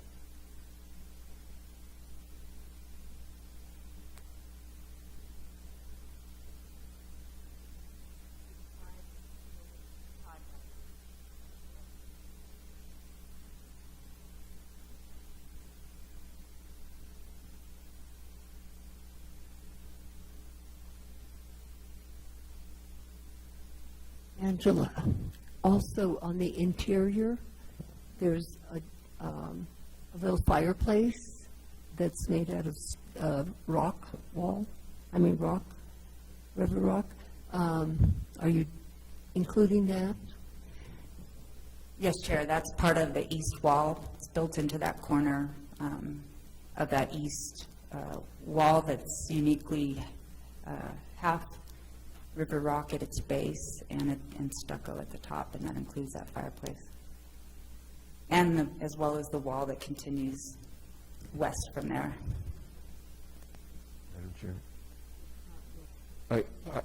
I thought I had heard you say on the cider press building, facades 1, 2, and 3. 3 being the east wall, but on the diagram, 3 is the south wall. So I am just worried that we are not going to have a record that's going to be very clear on that. I mean, north, west, east. Correct. So to clarify for the record, I'm reading into the record, to address the discrepancy in the numbering, it is the yard wall that runs along the north perimeter. That's the north, which is yard wall number 1. It's the yard wall that it connects with on the east perimeter, the entire east lower river rock wall.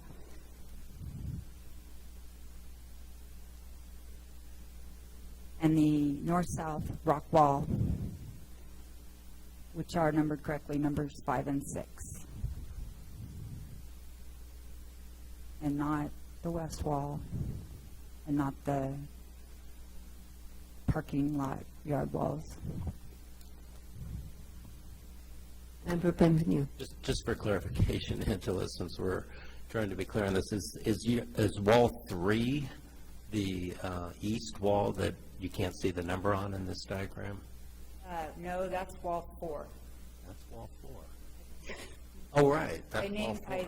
I labeled this wall number 3. And you're right, you cannot see it. This is the east wall number 4. Okay, I see now where 3 is, yeah. And you're recommending 1, 3, 5, and 6 on that diagram. 1, 4, 5, and 6. Okay, so we have that straight.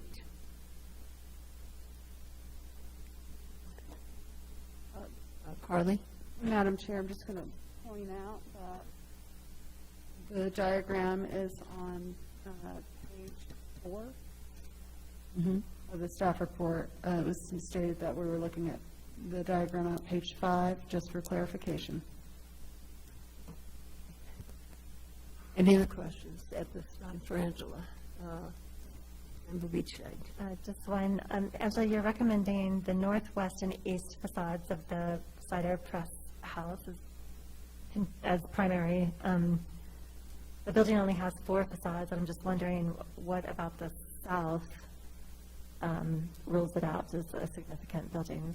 Thank you for the question, Member Beachside. Yes, I believe those 3 walls, the north, east, and west, are primary. The south wall, while it has obviously defining or historic features and character, if I were to recommend designating that a primary, then that would kick it into a significant status, and it does not warrant a significant status, the building as it is. And it's that's all. That's my answer. That I don't believe that the south wall is primary, the south facade. Okay, thanks. Member Benvenu. Thank you, Madam Chair. But we could, as a board, put into the record that certain features of that facade, though the facade itself is non-primary, are character defining, correct? Such as the window opening, the brick facing, and the header. That is correct. Because they pretty clearly are character defining if you're on site. Wouldn't you agree? I agree with that, that window being character defining. I'm looking for the picture again. Oh, this is probably my packet. Well, maybe that's better. Let's see.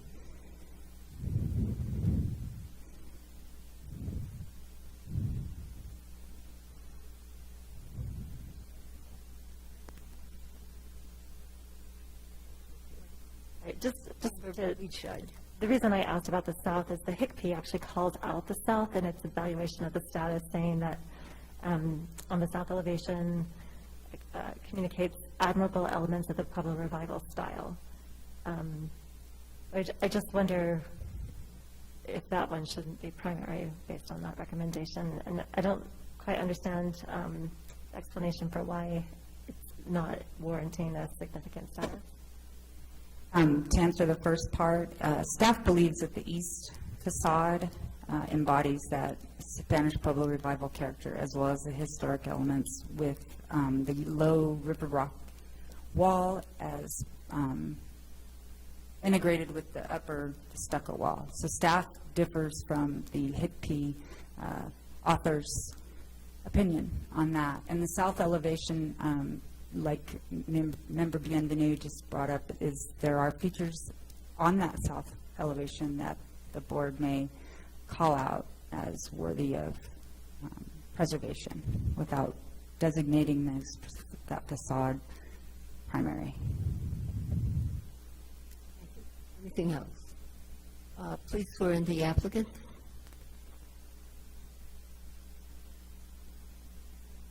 No, do you have perjury that the testimony you're about to give is the truth, the whole truth, and nothing but the truth? Thank you. State your name and address for the record, please. Zan, P.O. Box 756, Santa Fe 7504.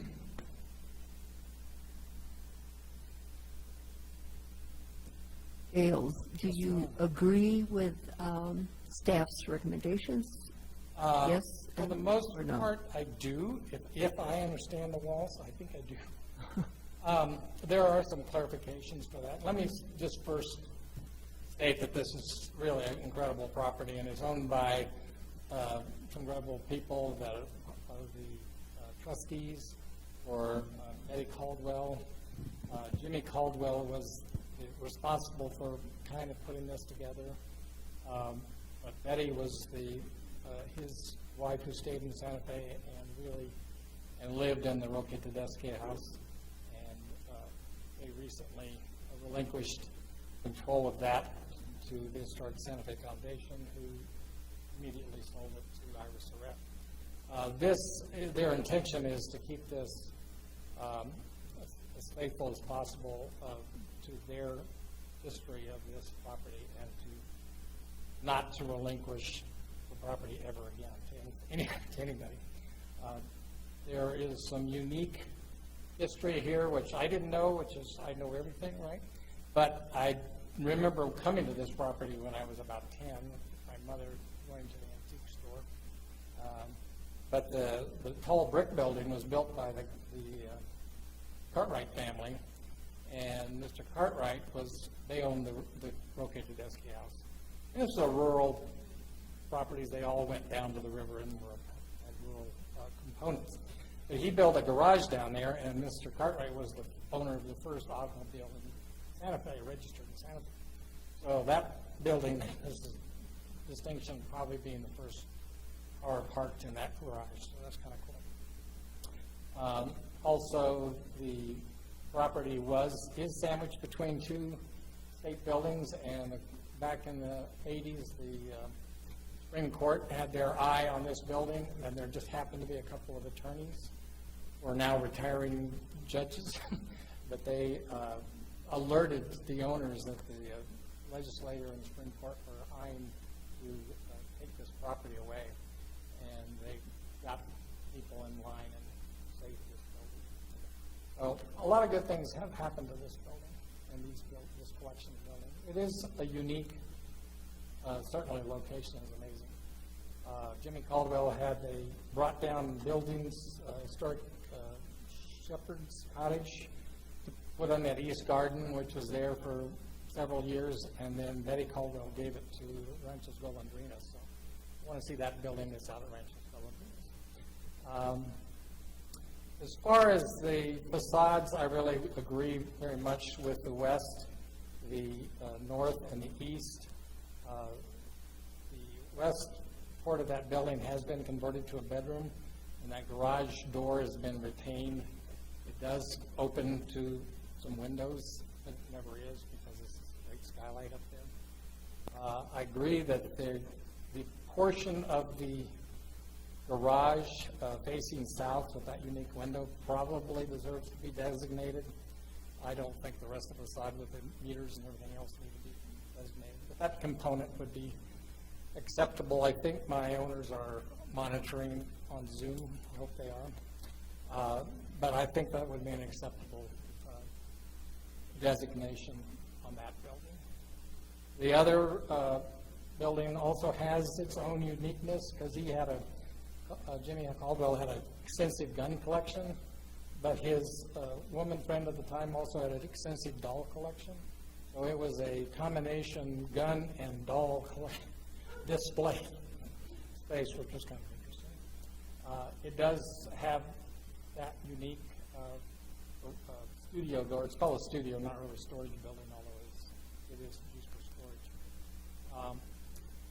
And we certainly agree with the west side of that being designated, and we don't intend making changes to that particular facade at all. As to the walls, this gets a little tricky, but I think I do agree with the east walls going all the way down facing the river, the north wall, and the east wall coming all the way in front of the State Land Office. I agree with that. The walls in between, I think there's designated 5 and 6. Oh yeah, here they are. She has them as 5 and 6. You may not. But the yard wall between the casita and the studio has shown evidences of collapse, opening, closing, raised, lowered, done a lot of things. And I think that the location of that wall certainly our intent is to keep that. But the other intent we have now that they are going to be occupying this compound is to be able to open up that east garden. So from that courtyard, you can kind of make a visual connection between those two. So they would probably ask that wall have the ability to be at another height, maybe slightly lower. I'm not asking for that tonight, but I'm just talking about designations. I don't want to designate that and then find out you can't touch it. We can discuss that. There's a portion that's not identified by a number, and it's from the buttress to the property line on the south side, the southwest corner.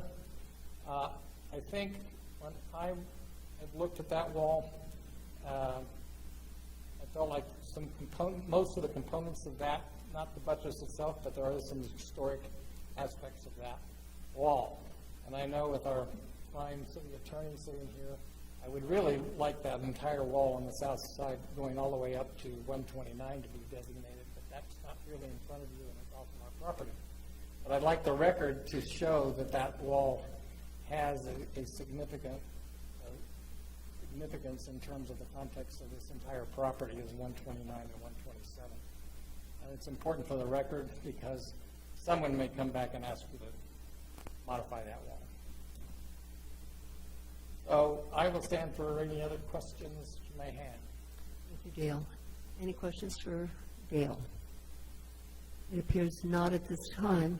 Anyone from the public wishing to comment on this particular case? And I do feel, in reference to John Eddy's comments, I do feel that it's very important to have public input, and 2 minutes isn't too long. So, I'd give John 2 minutes if he wants. except for John, maybe 30 seconds. Yeah. So I guess no one is wanting to comment on this particular case. So, and Heather, thank you for raising your hand. Anyone from the public? No, Madam Chair, there's nobody that has their hand raised in the Zoom chat. Okay, so no one in Zoom wanting to comment. Correct. So board members, who is the courageous person that wants to make a motion? Mr. Guida? I'm sure I'll make a motion. I just want to note before we get into the motion that, status cases, we've talked about this before, shouldn't take this much time. We should have a clear facade map diagram of the property. We should have an executive summary of what the Hgrb says, and little else, especially when this information is being augmented by a board field trip. Well, I have to say something about that. In reference to time, we are not here, this board is not here to rush through things. This board is here to review a project.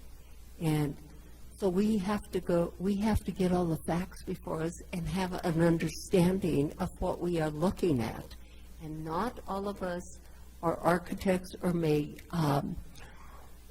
understand or recognize certain things on a property. That's why you ask questions, and that's what we are here for, to clarify things and to make sure, because after we make a decision, and then we see that something is built, and you're hitting your head and going, oh my God, did we actually approve that? We just didn't ask the right questions. So I appreciate you wanting to move quickly, but I disagree with you in that we should go quickly on everything. This is a review board, and we need to take our time to answer the question. Madam Chair, with all due respect, the comments that I'm making are pertain to staff's use of the board and the public's time, and the fairness with which we distribute our time on cases. Just because we have a short caseload tonight, it shouldn't be the case that we extend each case very long. In general, we as a board have discussed the idea that status cases should take relatively less time. These are the points I'm making about this. Not that we should rush either applicants or the public or board discussion. We should receive information that is presented in a clear way so that we can expedite discussion and input from the public in a reasonable amount of time. That's my point. Thank you. I think sometimes when things are complicated, in terms of this case, in terms of the walls, it tends to be a little complicated, and we have to clarify everything to make sure that we have everything in proper order to make the proper motion.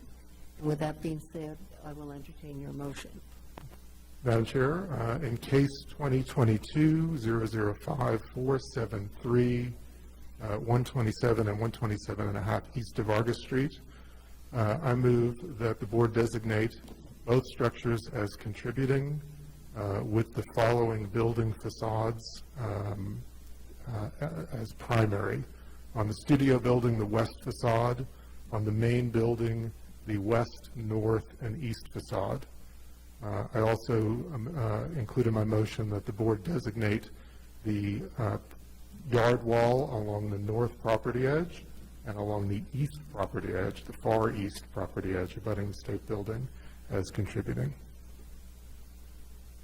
I would second that motion with a friendly amendment. I would add to the primary facade the west portion of the south facade, the brick portion of the building, the original garage, as primary also. Accepted as friendly. Anything else? Thank you. Roll call vote, please. Oh, Member Benvenu has something. Thank you, Madam Chair. Just for, I don't know if this needs to be stated, but it was pointed out in the staff report that the primary facade on the north primary facade of the main house, that the records specifically reflect that that designation include the wall-mounted sign stating cider press, as well as the murals. Also accepted as friendly. And did you want to, Dale indicated that that south sidewall has significance. Did you just want to indicate that in the motion? It was read into the record by the applicant, and it's not part of this property. Okay. Roll call vote, please. Member Beachside? Yes. Member Bienvenu? Yes. Member Guida? Yes. Vice Chair Katz? Yes. The motion has been approved. Thank you. Thank you all. Next case is located at 571 Garcia Street.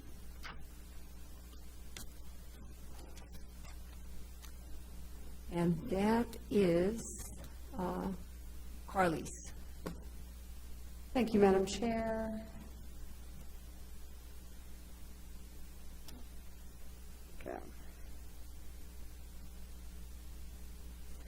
Okay, we are looking at case number 2022-005447 Hgrb. So we've seen this property before. It is 571 Garcia Street in the downtown East Side Historic District. This is a request for a status downgrade, and that is the staff recommendation. Okay, so we're looking at a current aerial view. Here is the 1978 aerial image. You'll notice that the front guest house is not there, and yard walls, most of the yard walls that you see, they're not there, that you'll see in the current aerial there, especially along these sides here. Okay, so 2005 was when this guest house was approved. I'll take a look at that.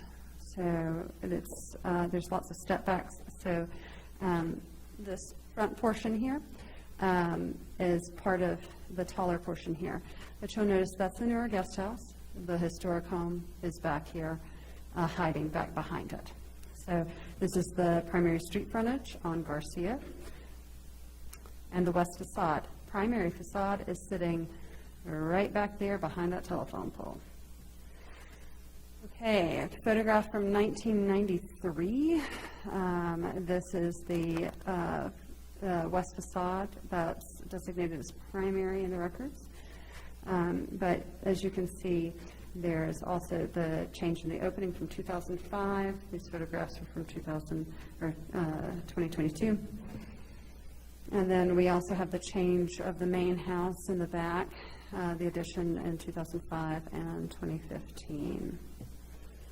And there's some photographs from those, from the south elevation and then the north elevation. And then here's how that this building has changed over time.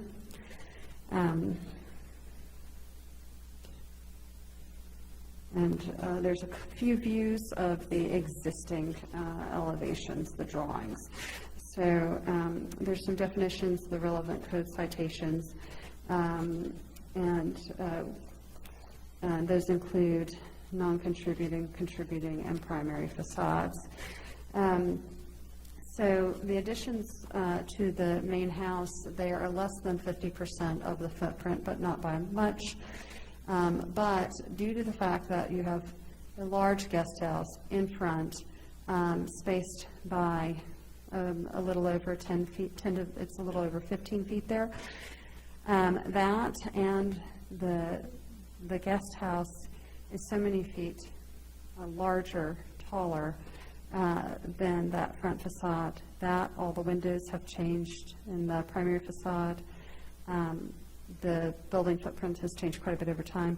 And then the openings to that west facade has changed. A downgrade is recommended. And there's an HCPI attached to the staff report. So as we've seen, unfortunately, this has changed quite a bit. Some of these changes were actually approved by the board in 2005. With that said, I will stand for questions. Board members, any questions for Carly? If there's not, will the applicant please come forward?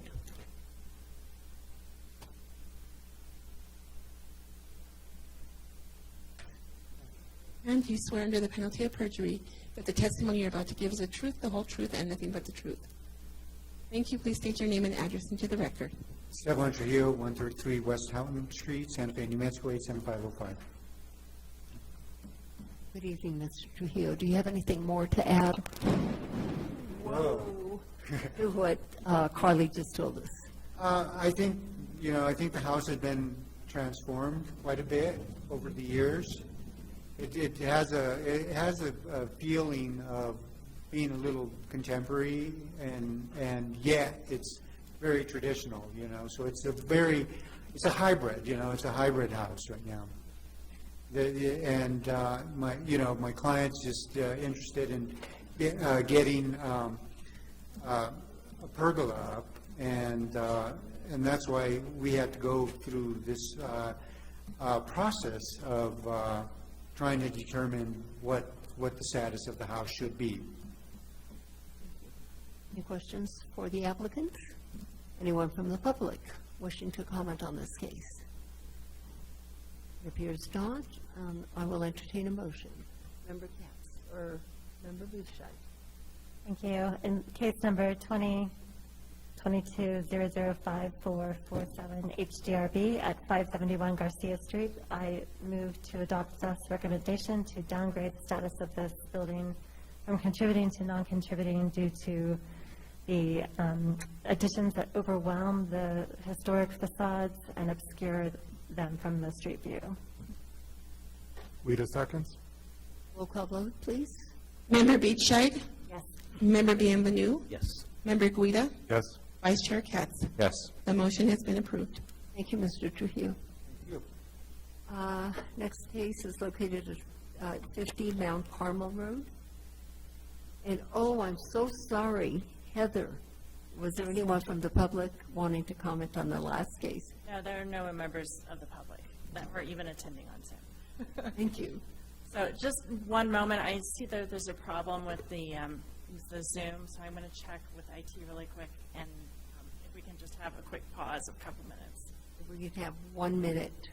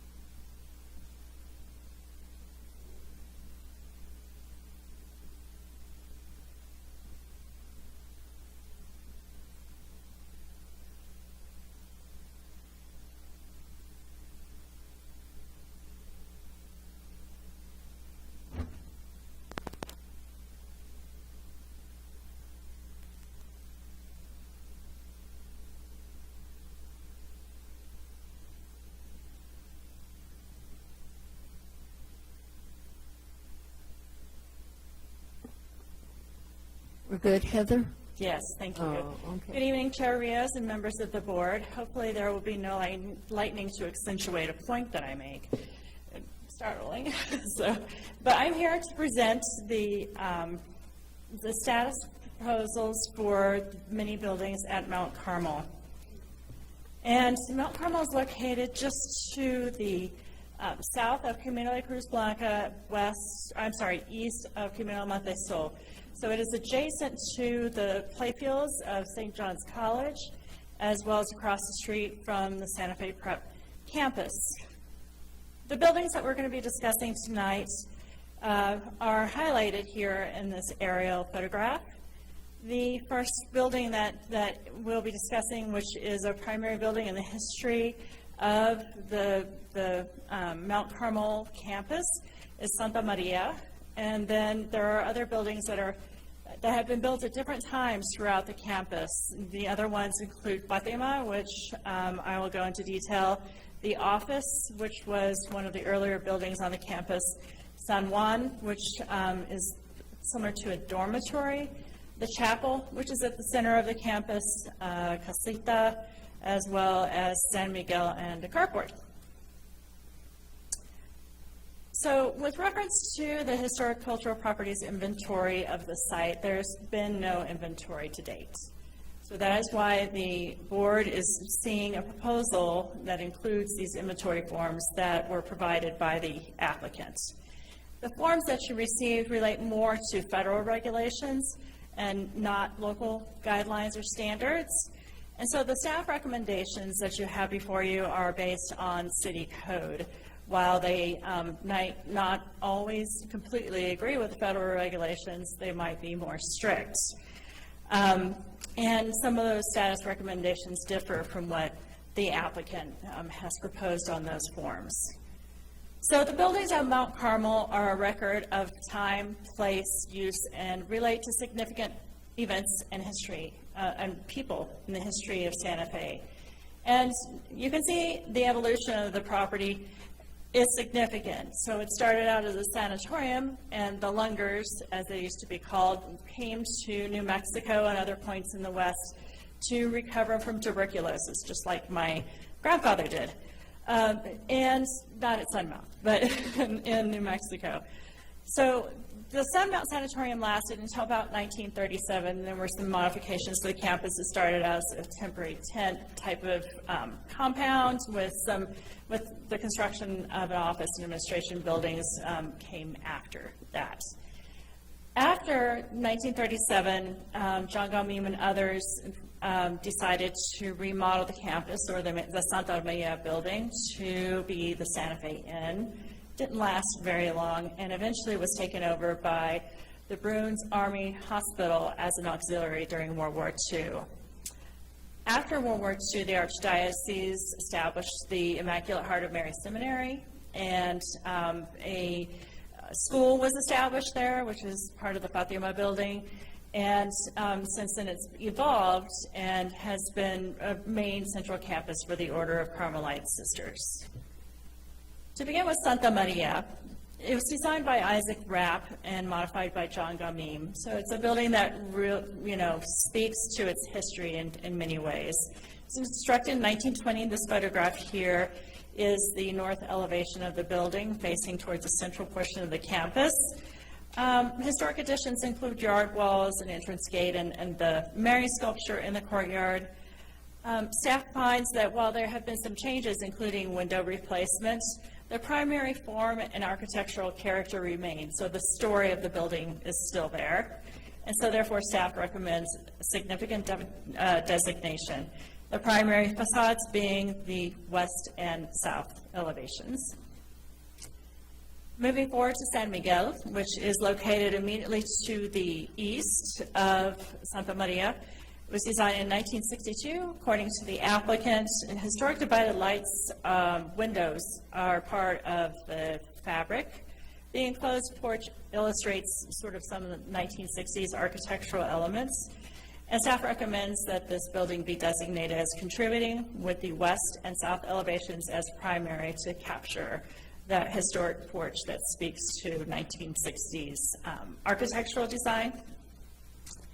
The chapel is a center point of the campus and has some distinctive characteristics, which includes the termination of the main entry road and sort of a prominent standing on the campus. It's something that, as one approaches the campus, sees the visitor sees immediately, and that's accentuated by the mosaic that's on that western elevation.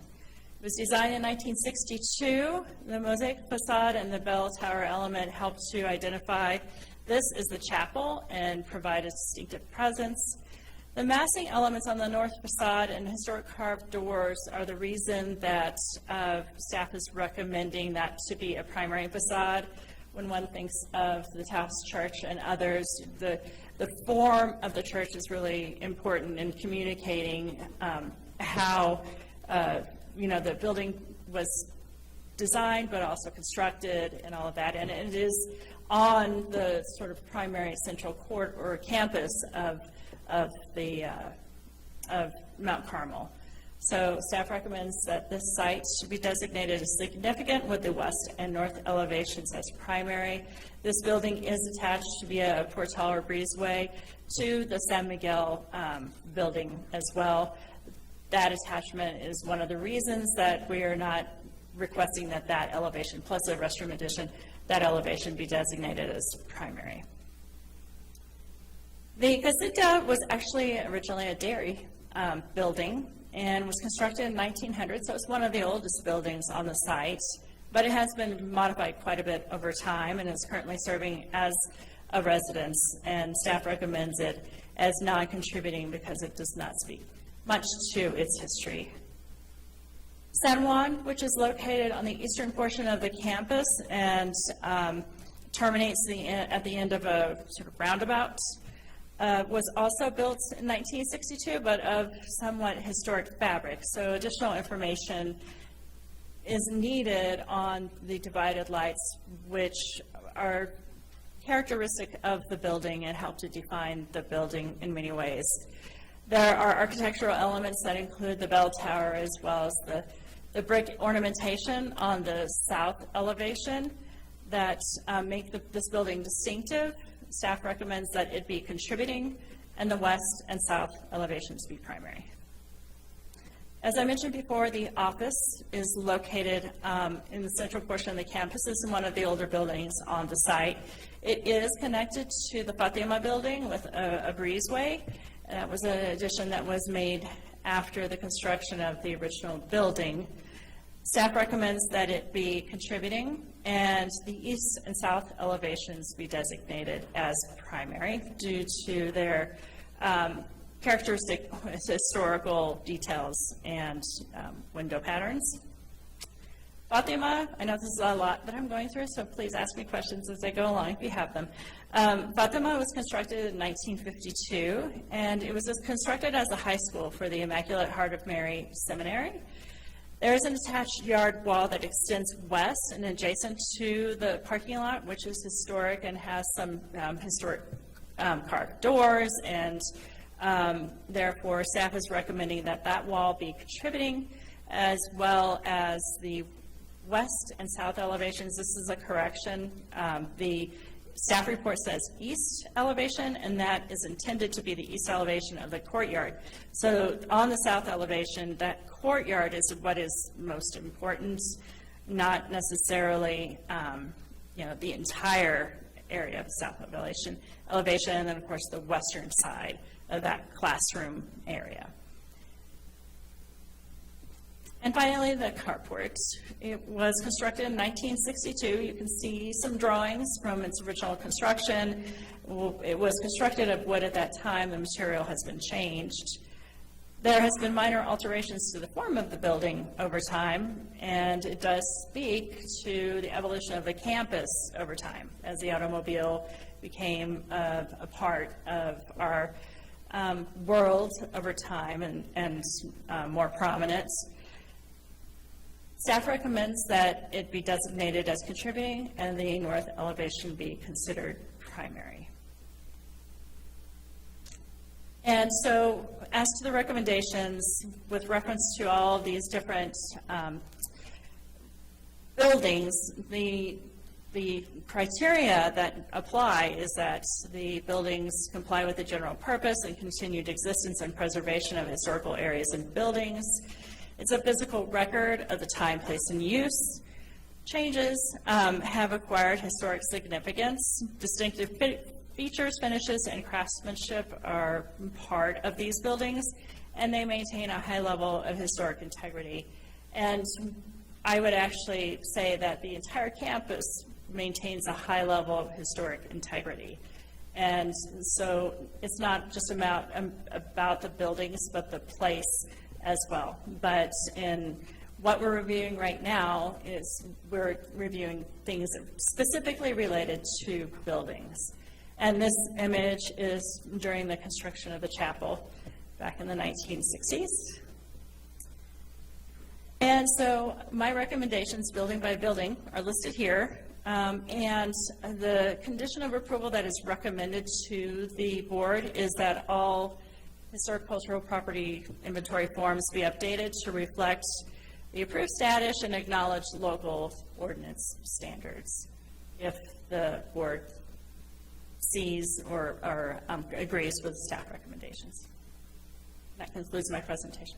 Heather, thank you very much. This is a very interesting property and very significant, I would say, to Santa Fe. It has a lot of history with all those buildings in it. It's very interesting that a lot of people came here that had tuberculosis and that they had a tent city first, and then they eventually built the buildings, and that John Gamim was one of those persons that came here. And I think in the report, they listed quite a number of people that were prominent within Santa Fe that came here because they had tuberculosis, and then they decided to stay here because they fell in love with our beautiful city, even way back when. Heather, okay, so I was thinking about this entire project, and we have 7 buildings, and we have a carport and a yard wall that we have to go through.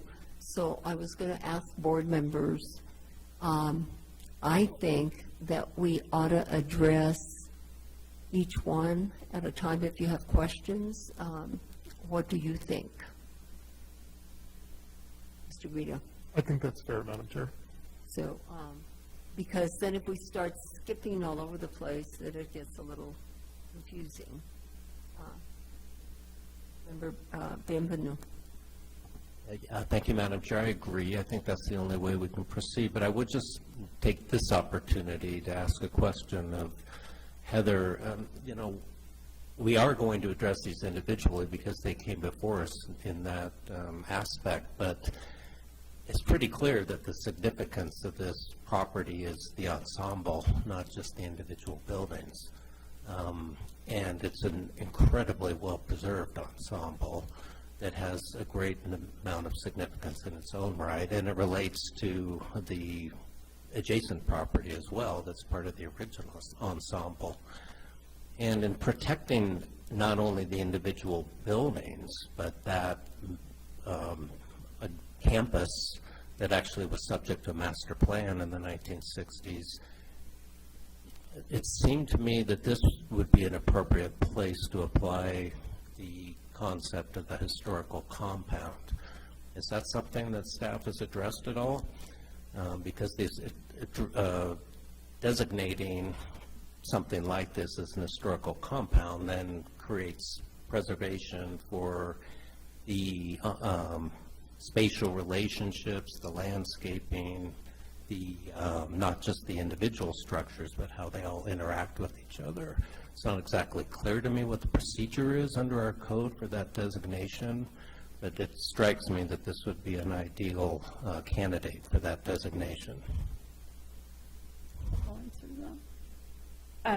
Carly might have more insight on this.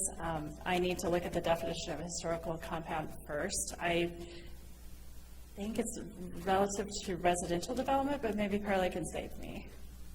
Actually calls out family compounds, rental, placida, and commercial as being the 4 recognized types. And this would presumably fall within the commercial because it was a hospital, it was a school, it was a sanitarium, of course. Member Bienvenu, Madam Chair, Member Bienvenu. I think part of it is what we're looking at is scale, and our discussion was more on the lines of historic district, just based on this generally wouldn't fit so much into compound. The commercial aspect is more institutional than commercial, and so the scale is quite a bit bigger. And the way, and I want to look at, I'll take another look at the code definition to make sure while we're in discussion on this, but that's where we diverted between when we looked at the whole of the campus. And unfortunately, as a district, it a district's a little bit harder too, at least procedurally to get there. But as a district, there's several different overlays, and hanging its hat on one historical overlay becomes a little bit more difficult because there's so many layers of that history here. And generally, what holds it together is that maybe the master planning aspect of the 1960s more than anything else. And so that was our discussion. Our discussion went more towards historic districts than compounds, but yes. Heather, in reference to some of the comments that Member Benvenu made, where everything relates to one another, would you say that the roadway within that, I almost called it a compound, within this area, how do you think that relates to the buildings? And do you think it's an important part of So, Mount of this? Carmel, over time, has changed significantly, and originally, that roadway served the, not only sanatorium, but the inn, and then as the Bruins access for the auxiliary facility. So, and it was previously referred to as Yale Avenue. So it has been sort of a central access point to the campus since Sun Mountain Sanatorium. Thank you, Heather. Yes, Member Katz. I think John Bienvenu's suggestion is wonderful. There should be a compound. The problem is that we've never established compounds. The board has never made a recommendation to the governing body as to which property should be registered as compounds, and the governing body has never acted on that. Maybe this is something that would spur that kind of action, but I think that the original concept was that there were several compounds. I think we're actually going to deal with one of them a little bit later in the meeting, and that they would all be discussed in a recommendation for, these 5 or 10 compounds would be made, and that never happened. So this particular provision of the historic code really never became alive and available to us. I would recommend to staff maybe looking into that a little bit more. It can always come back to us. Even if we wouldn't do it this evening, it is something that we can look at. And you're right, Frank, that seriously, there's a lot of places here that we refer to as compounds, but they're not really compounds within the ordinance that have been adopted as such. Yes, Member Guida. Thank you, Madam Chair. I'm a little uncomfortable with associating this grouping of buildings with compound as we understand it from other historic developments in Santa Fe. I think Carly's right that district, which is something that's also a little, we don't have a definition for necessarily beyond historic district, might be a better fit.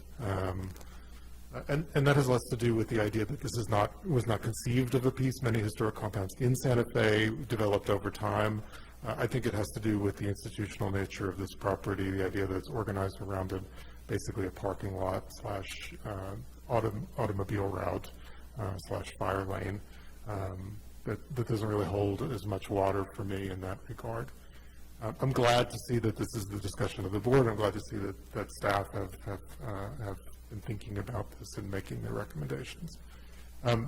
Heather, with regard to your designations or recommendations for Santa Maria and the chapel to be significant, in your verbal presentation, you recommended facades. We know that significant buildings, all facades are primary. Just to clarify what staff is recommending in these cases, that these 2 buildings are to be significant, is it your recommendation that we exclude certain facades rather than say that, just these two are primary? Chair Rios, Board Member Guido.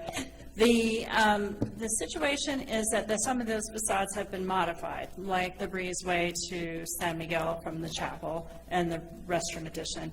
And then on Santa Maria, there's also the changes that have been made over time. Some of them are historic in their own right. Some of them are not so. And in discussions with the applicants, the intent is to keep that significant structure of the building and quite possibly with some renovations be more honest with what it was originally. Not exactly, but be more honest and true to what it was in 1920. So that is why staff is agreeing with the applicant on the Santa Maria and then the chapel. It's a simple building. The reason that it's being recommended as significant is that much of the building has not been modified with the exception of that south elevation. And then just speaking to the whole compound conversation, which I really appreciate from the board, when it comes to thinking about a compound, I know that commercial is referred to, but this is institutional, as was pointed out by you. And as such, you think about other things that we refer to in our own community that begs the question, would this be a compound? And that would be St. John's College. It was, has historic buildings and was developed, and that's not a compound. But when you think of the St. Francis Cathedral in downtown, and it used to have a school and then the sanitarium and all of the different associated type of activities, we don't traditionally consider that a compound. So as staff, I would recommend against that designation based on that experience and insight. Thank you. Thank you, Madam Chair. Yep. So I don't want to beat a dead bush here, whatever we're beating about the compound, but the words we use for compound, I agree, this would not normally be what you would think of as a compound. Our definitions, though, are right on point, because the historic compound is defined in 14.52K as shall be comprised of a group of at least 3 buildings that are historically, physically, and/or spatially related. That's the definition. The definition of historic compound under the Land Code is an identifiable grouping of historic resources, including building structures and landscaping elements. So I think that although the loose or the more typical term of art use of the word compound would not seem to apply, it does seem that that's potentially the intent of the ordinance. And the only real way, I think, under the ordinance to necessarily designate an entire complex and its the relationship of the structures to one another as worthy of protection. Chair Rios, Board Member Bienvenu, certainly that is the prerogative of the board. And Carly and I, while the applicant is speaking, can do a little additional research, but I really appreciate your insight. And Thank you. I do feel that that's something that needs to be explored, at least, that we need to talk about it further, even though we may not come to any conclusions this evening. Yes, Carly? Thank you, Madam Chair. In order to come to any conclusions on this, we'll have to have a written analysis and justification as to why the compound, essentially why this is defined as a compound and as historic, according to the code. So that may have to be as a separate event. Yes. Member Katz? Yeah, I mean, the whole provision on compound has, the final section says that the whole section will not become effective until 30 days after the approval by the governing body of the Historic Compound Register. That's never happened. So this whole section on compounds is not effective yet. And so it's, I think it should be. I think the governing body should do it. I think we should all be working on it, but it ain't effective yet. Maybe the ball needs to get rolling on that. Okay. Let's move on to this first building, which is Santa Maria, which you have designated as significant or are recommending significant and with the west and the south facades as primary.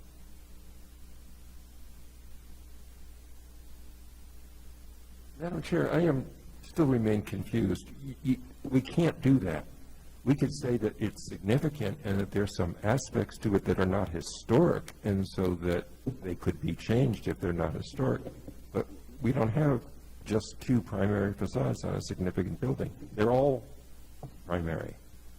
And it may be that what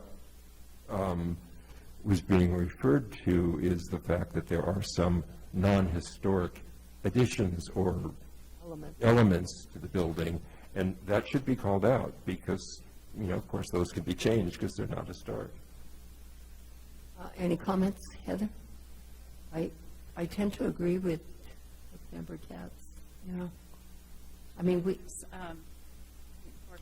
Board Member Katz, with reference to, I think that the board can consider this as significant without any type of designation.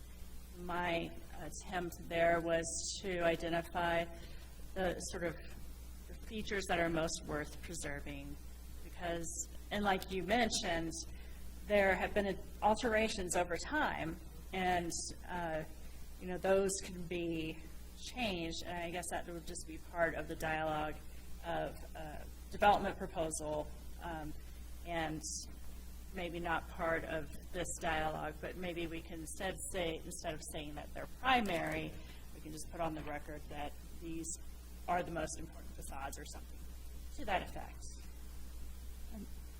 Madam Chair, I want to just add something there. Typically, when we go for a significant designation, it is important that in case the board does go for contributing, that we at least identify a recommendation as well for primary facades. And so it's important to at least note the most prominent ones for us in these staff reports. And I think we, otherwise, Assistant Land Use Director Lamboy has done a good job with just noting where there has been changes and if something's excluded, like the windows in Santa Maria. I'm going to add that. Can't think of any other significant buildings where we don't designate all facades as primary. I can't think of any. And I think the idea of recognizing that if there are like windows that were changed and such that are not historic and the owner wants to do something different on those, they would simply show that they're not historic and that would not be covered by the restrictions of making changes. Thank you. Will you please swear in Lisa? Hi, Lisa. Or anyone, everybody that's going to speak on this case. Thank you. Do you swear under the penalty of perjury that the testimonies you're about to give are the truth, the whole truth, and nothing but the truth? Thank you. Please state your name and address for the record. My name is Lisa Gavioli. Address is 130 Grant Avenue, Suite 101, Santa Fe, New Mexico, 87501. Good evening, Madam Chair, members of the board. It's good to see you all. I won't go into great detail to avoid redundancy here, but we can go through structure by structure. We do have all of those materials queued up in our slideshow, if that's of interest. So just an overview, vicinity aerial of the property. Again, we are in the Historic Review District, and here's a slightly more zoomed in version of the aerial of the property as an existing condition. Again, the site plan, the buildings here are numbered, and so we can go through one by one in talking about these. I don't know if we need to go through the timeline or if we want to hit some highlights. Are you interested in a little more detail or no? I think if we just go, talk to us about the building, and if you agree or disagree in reference to the designation or the recommended designation. Sure thing.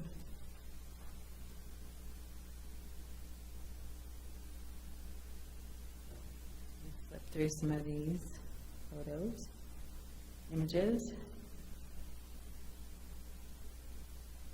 So here's a summary table of the Hgrb findings and the staff recommendations. I want to point out that the Hgrb forms can be a little confusing because they are based on national standards, but our historian, and I do want to just pause and introduce who's with me tonight, is Jennifer Jenkins, principal of Jenkins Gavin. Rachel Prinz is our historian, and Eric Info from Architectural Alliance is our architect. But Rachel did do Hgbs for each of the buildings, and she did evaluate based on local standards. We were forced to use a form that uses national standards, but so it's a little bit of a mismatch in terms of, you know, the slight subtle differences between the national standards and the local standards. But the evaluation and recommendations were made based on local standards. So just to summarize, and there are a couple of discrepancies I want to point out between the information that was generated by the historical research and what was presented by staff, just a couple of discrepancies there. So I'll highlight those when we come upon them. So for Santa Maria, it was constructed in 1920 as part of the Sunmount Sanatorium, designed by Isaac Rapp. Had major renovation in 1938, designed by Neem and Mara. And then renovation again in 1961, when the building, well, as part of the seminary renovations. Important to note that the windows and the south portal and the north portal, in fact, were enclosed non-historically.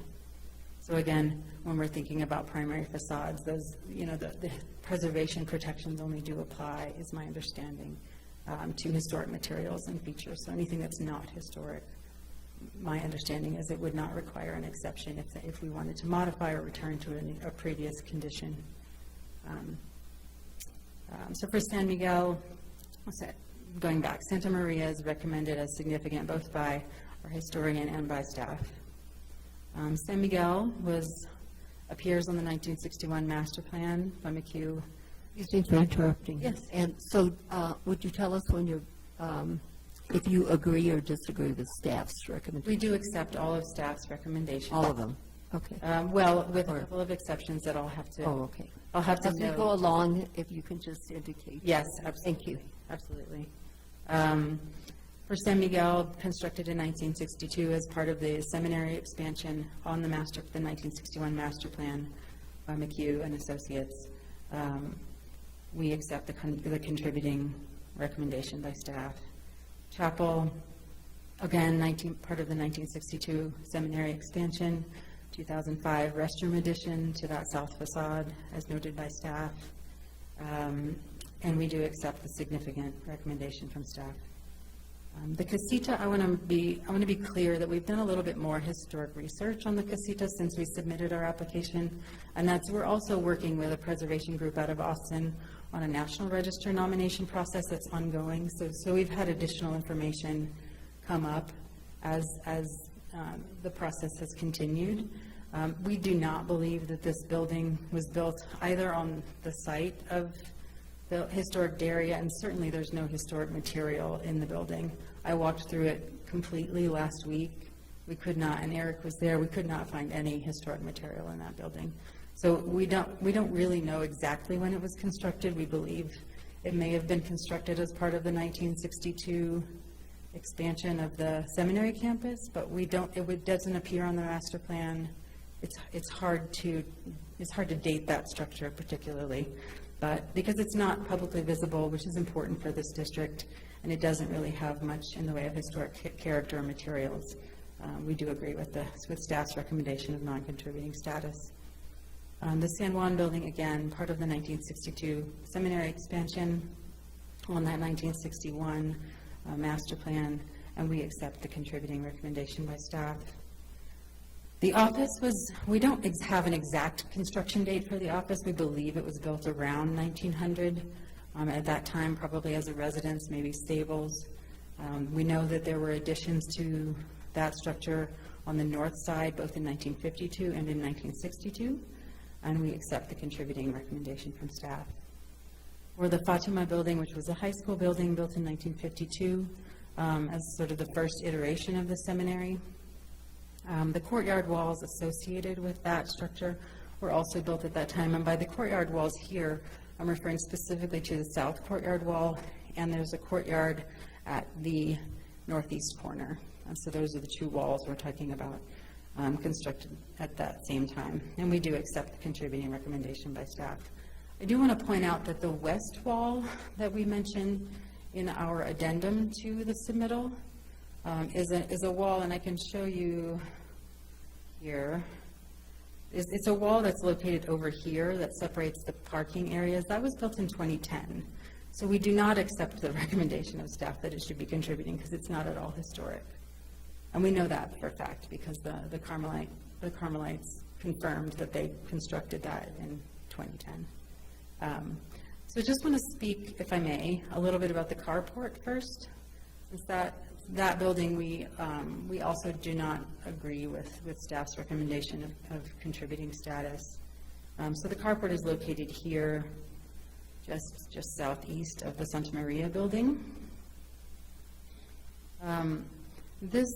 This western end of the carport was enclosed non-historically, perhaps in the 70s based on the materials. The entire building has been wrapped in this metal pro-panel siding. Originally it was board and batten. And for the reasons of non-historic modifications, in addition to the fact that it is not publicly visible, it is not of Santa Fe style, it's important to note that we're in the historic review district where, it's really more of a design review district. Most of the buildings in the historic review district are not statused, and most of the modifications to buildings in the review district are administratively approved by staff unless there's some exception that's needed. So I just think that's important, that's such an important context to note in terms of the conversation that we're having. That's just an aside, and I can come back to that. So for the carport, we do have some historic elevations that are part of the construction drawings. The carport was notably not on the 1961 master plan. We do have construction drawings of it, so it was sort of an afterthought as a maintenance shed for the campus. But these two westernmost bays are open in these drawings. And again, in plan view, these are open bays.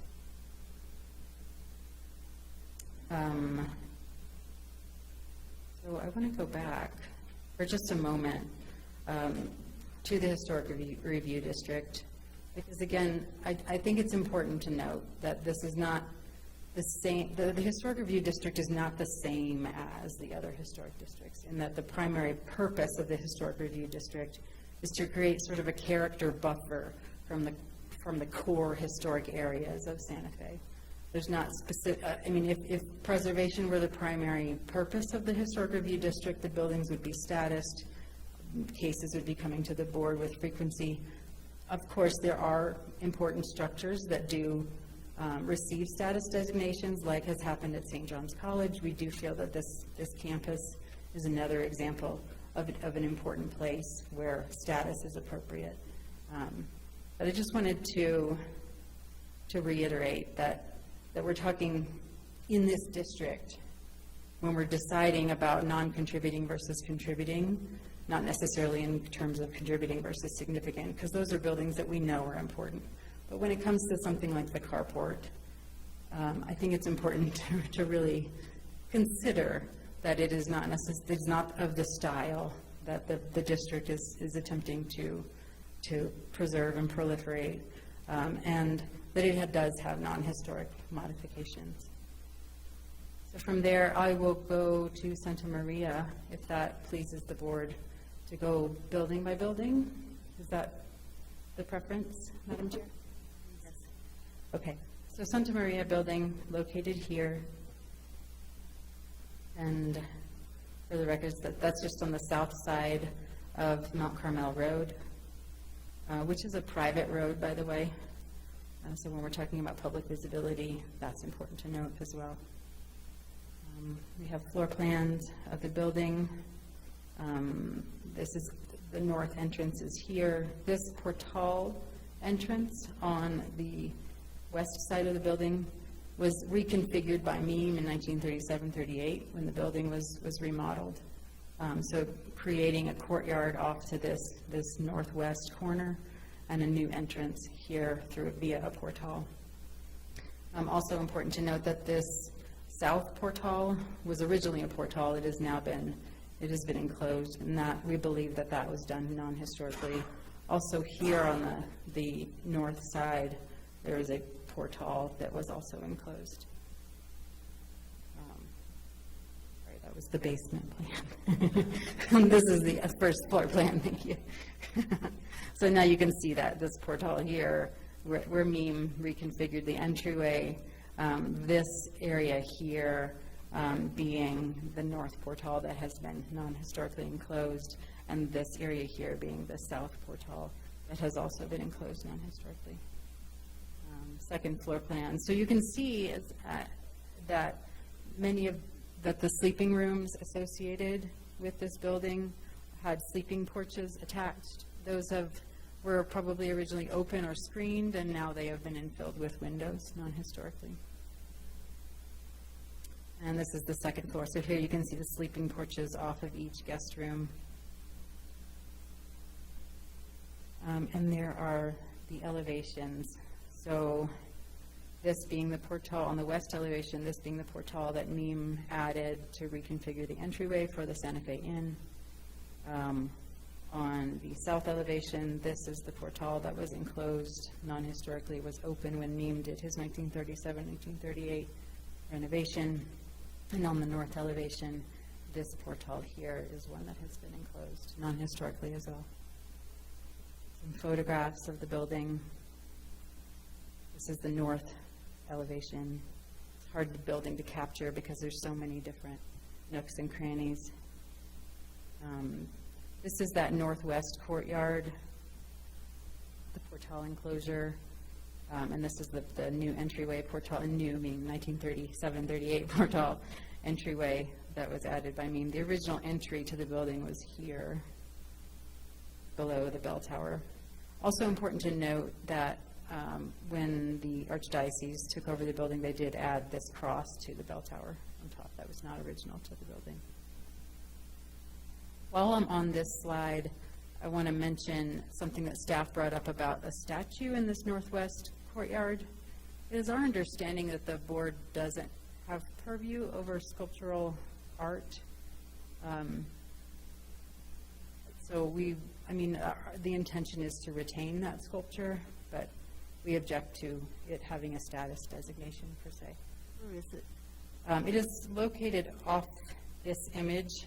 We weren't aware that that was going to be part of this presentation, but it's located over on this western side, in between, basically at the wall that separates the now Carmelite monastery from this northwest courtyard.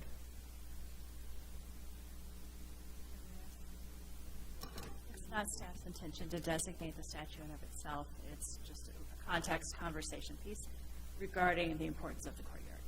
Okay, thank you for the clarification. Thank you. This is the east side of the north elevation. Wanted to note here that this little addition was placed in the 1970 or 1937-38 renovation by Meme. West elevation.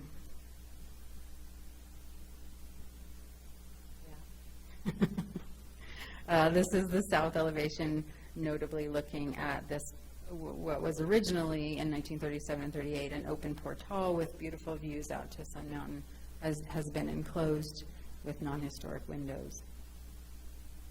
Do we know when it was enclosed? We don't know, but looking at the material, I'm sorry, Madam Chair, Member Katz, we don't know exactly the date of the enclosure, but we do feel, based on the material that was used, that it was probably 1970s, 1980s, which would jive with the date of the windows as well. So that would be our educated guess. Thank you. South elevation, this is the east side of the south elevation. Here I wanted to note this is the dining room area, which was probably also open or screened, originally infilled with windows now. And again, these are some of the sleeping porches above and on the side. East elevation, the south side, we do believe that this is a non-historic addition to the building. We don't have a date on that. We have really good drawings from the sort of period of significance for the building. We don't have a lot to go from after that. What elevation is that, Lisa? That's the east elevation on the south side. And I'm just talking about this little low-slung, flat-roofed addition. It's got aluminum slider windows in it, I believe. This is the east elevation on the north side. Again, looking at this little meme addition here, and sleeping rooms with sleeping porches. Moving on to the San Miguel building, do you want to pause for comments or discussion? Yes, Madam yes. Chair? Yes.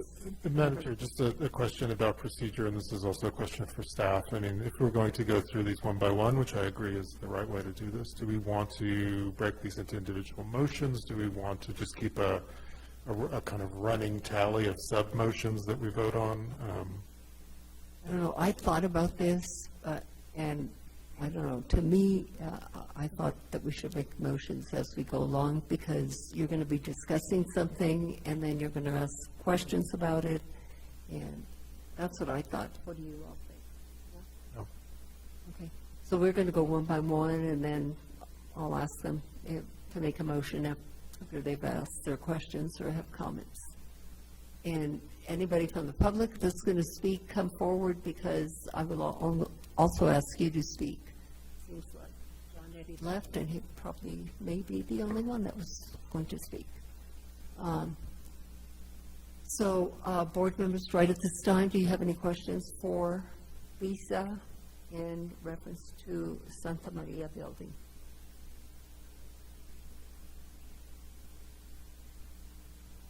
Anyone from the public wishing to comment on this particular building, Santa Maria, located in the Mount Carmel area? No. So I will, yes, Member Benvenu. Thank you, Madam Chair. Lisa, nice to see you. You may have mentioned this, so excuse me if you did, but do you know the date of the actual windows, not the openings? We don't know, Madam Chair, Member Bienvenu, we don't know the exact date of the windows, but looking at the windows, they appear to be 1970s, 1980s. 1980s is probably my guess, looking at the windows. Are they vinyl? Mm-hmm. Are they metal-clad, vinyl-clad? Yeah. Do you know if there are any historic windows? We do not believe there are any. You know that there aren't, basically. Yeah, that's what I think. 100%. Okay. 100% non-historic windows in this building. I'll make a motion. In case number, maybe we'll just have to say this part once, case number 2022-005477 Hgrb 50 Mount Carmel Road. I move consistent with staff's recommendation, and the record is presented by the applicant, that Santa Maria be designated as significant with exclusion of the non-historic windows, but including the historic openings. The openings. Guido will second with a friendly amendment, that we also exclude the one-story addition on the east side of the building, and the infill that we see at the north portal, the south portal, and the sleeping porches. I accept that. Any other amendments or anything else? Roll call vote, please. I'm sorry to interrupt. If we're designating this building as significant, but we're also designating that there are certain non-historic elements, right? You list those non-historic elements. Non-historic elements include from the original motion the windows, and then I added the infill at the north and south portals, the one-story addition to the east facade, and the infill of the sleeping porches, all of which are non-historic. Clarification. So were you indicating that all facades are? Yes. Are primary? Okay. Thank you. Yes, Member Beach. Thank you. I wonder if we should also just generally exclude non-historic material, because I think I understand that the dining room may have originally been an open area or screened area as well. I think the exclusion of the windows would address that. I was thinking along the same lines. Okay, thanks. Member Jeff? I guess I'm a little concerned because I don't feel, I have no clue, and I suspect that there may be a fair amount of evidence of what is and isn't historic, but I don't really, I'm certainly not comfortable saying that I fully understand that or that we fully have delved that. And I guess I'd be more comfortable saying just excluding non-historic material, non-historic enclosures, and if it's going to come up because something wants to be replaced at that time, there needs to be the evidence that, in fact, yes, it is non-historic, rather than just, oh, yeah, I think that was added later. I mean, I feel it's been a little casual on how we've dealt with that. And God knows I don't want to prolong it tonight and have, a discussion of every window in every building. Madam Chair, Member Katz, we're comfortable with that. Okay, thank you. So, are you comfortable with the motion? Did you have something, Carly? No, Madam Chair. Okay. A roll call vote, please. Member Beachside? Yes. Member Bienvenu? Yes. Member Guida? Yes. Vice Chair Katz? Yes. The motion has been approved. Thank you. We move on to San Miguel. Madam Chair, members of the board, San Miguel was the original priest's residence that is located here to the south of the chapel, connected by a breezeway to the chapel. It is located on the 1961 master plan, constructed in 1962. And all elements on the building, we believe, are original. We do not believe that this building has been modified. So, floor plans, you can see the individual priest residences. And this porch, wraparound porch on the south end of the building, we do believe is original. It was on the original drawings. Including the enclosure? Yes. Okay. Elevations.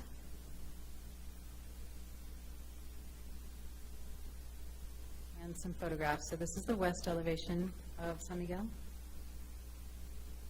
South elevation of San Miguel. East elevation.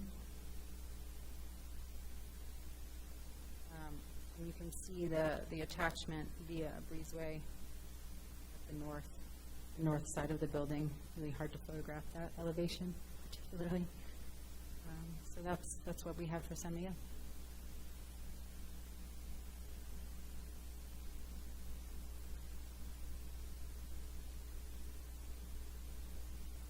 Questions? Anyone from the public wishing to speak? Anyone from Zoom? Heather?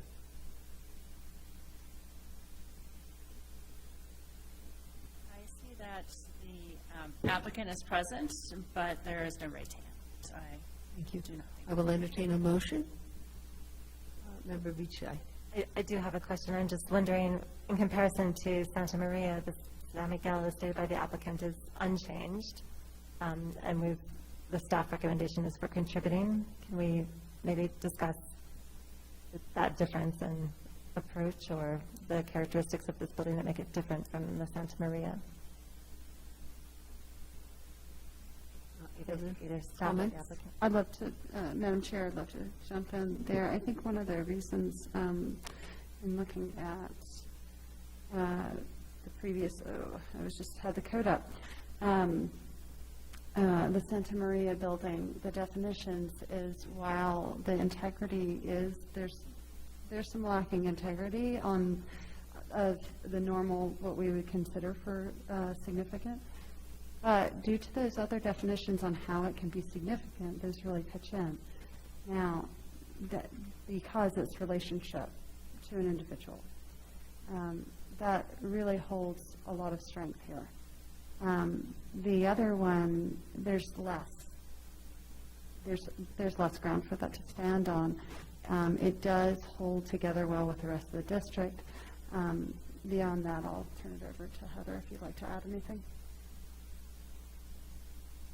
I agree. All the criteria were not met in in our interpretation of that. So that is the reason. I did point out that there's an important element of historic windows and really being characteristic of, a historic window design, I suppose. And so that's why I recommended primary the south and the west elevation. Yeah, that makes sense. I'm sorry. It all kind of gets combined in my head with the meme additions versus this was a seminary addition. Yeah, thank you. There's nothing further. I will entertain a motion. Member Bienvenu. Let's continue then in the same case. I would move that with respect to San Miguel, again consistent with staff's recommendation and the applicant's presentation to the record, that structure be designated as contributing with the west and south elevations as primary. Wait a second. Roll call vote, please. Member Beechey? Yes. Member Bienvenu? Yes. Member Guida? Yes. Vice Chair Katz? Yes. The motion has been approved. Thank you. We'll move on to the chapel. Lisa? Thank you, Madam Chair, members of the board. Chapel is located centrally to the campus, right here. We've got the floor plan of the chapel. You can see the side chapels here. I was going to say something. Oh, here I was going to point out the non-historic bathroom additions, 2005 addition right there on the south side. And here on the south side also is the breezeway connection to San Miguel. More elevations. This is the north elevation in the massing with the step up. And the west elevation with the mural by Dean Holt, or the mosaic mural, I guess. And the south and east elevations here. And some photographs. West elevation, north, east, and south. Again, you can see this non-historic bathroom addition here on the south side. Stand for questions on this one. Lisa, do you know the history of that? I guess it's a buttress. It looks like a big old orno. We've had a lot of conversations about this, Madam Chair. Conversations with the historians that are working on the National Register nominations, conversations with the SHPO's office. It is on the original drawings. We're not really sure. It's made to sort of look like a buttress or an orno. It's making reference There's to those something forms. secret and hidden in there. I mean, the ramp, yes, thank you, Eric.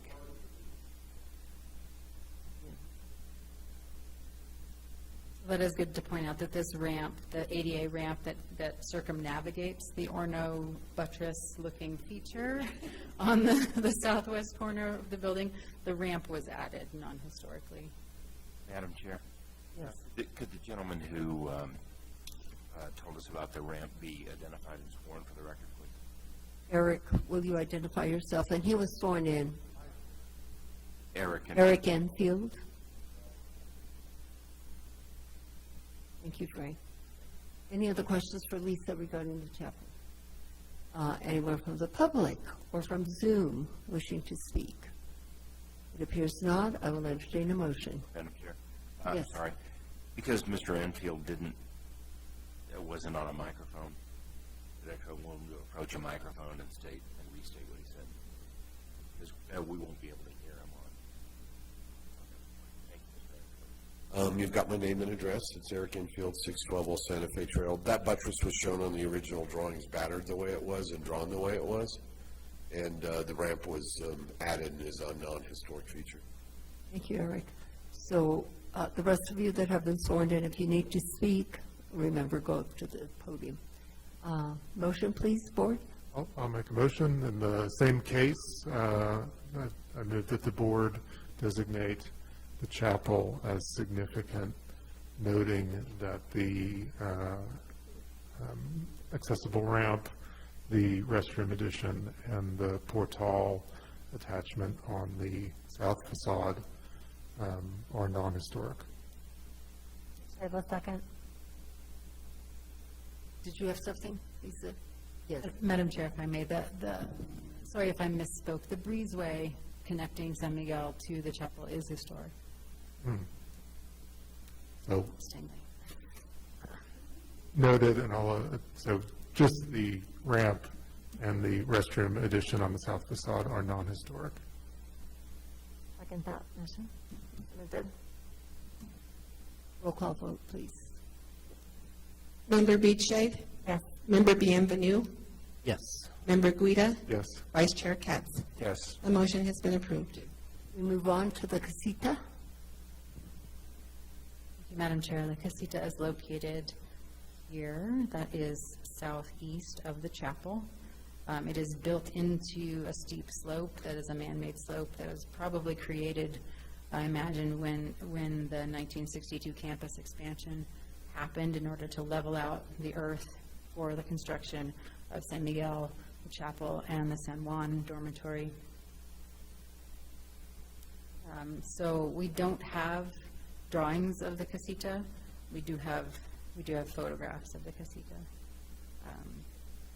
So it's burned into the hillside. So the north facade is completely obscured by the hillside, as is the west facade. So this is the south elevation of the building. You can see the aluminum slider windows. Again, it is built of its frame and drywall construction with a flat roof.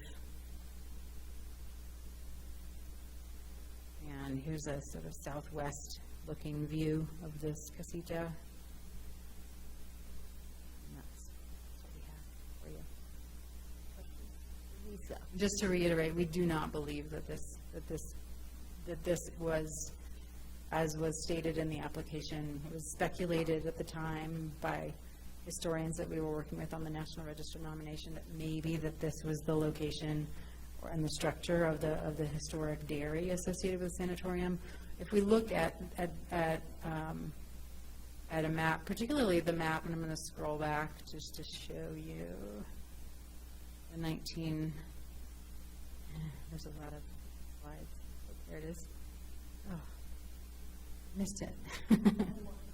1938 site plan. We believe that this structure here was the dairy.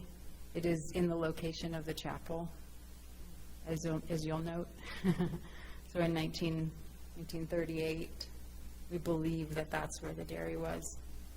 And this whole hillside down towards the Arroyo was significantly modified in 1962 when they did the construction of the seminary expansion buildings. So I just wanted to note that as further evidence that it's not associated with the Sunmount era. We have no questions, and I did ask for public comment, did I not?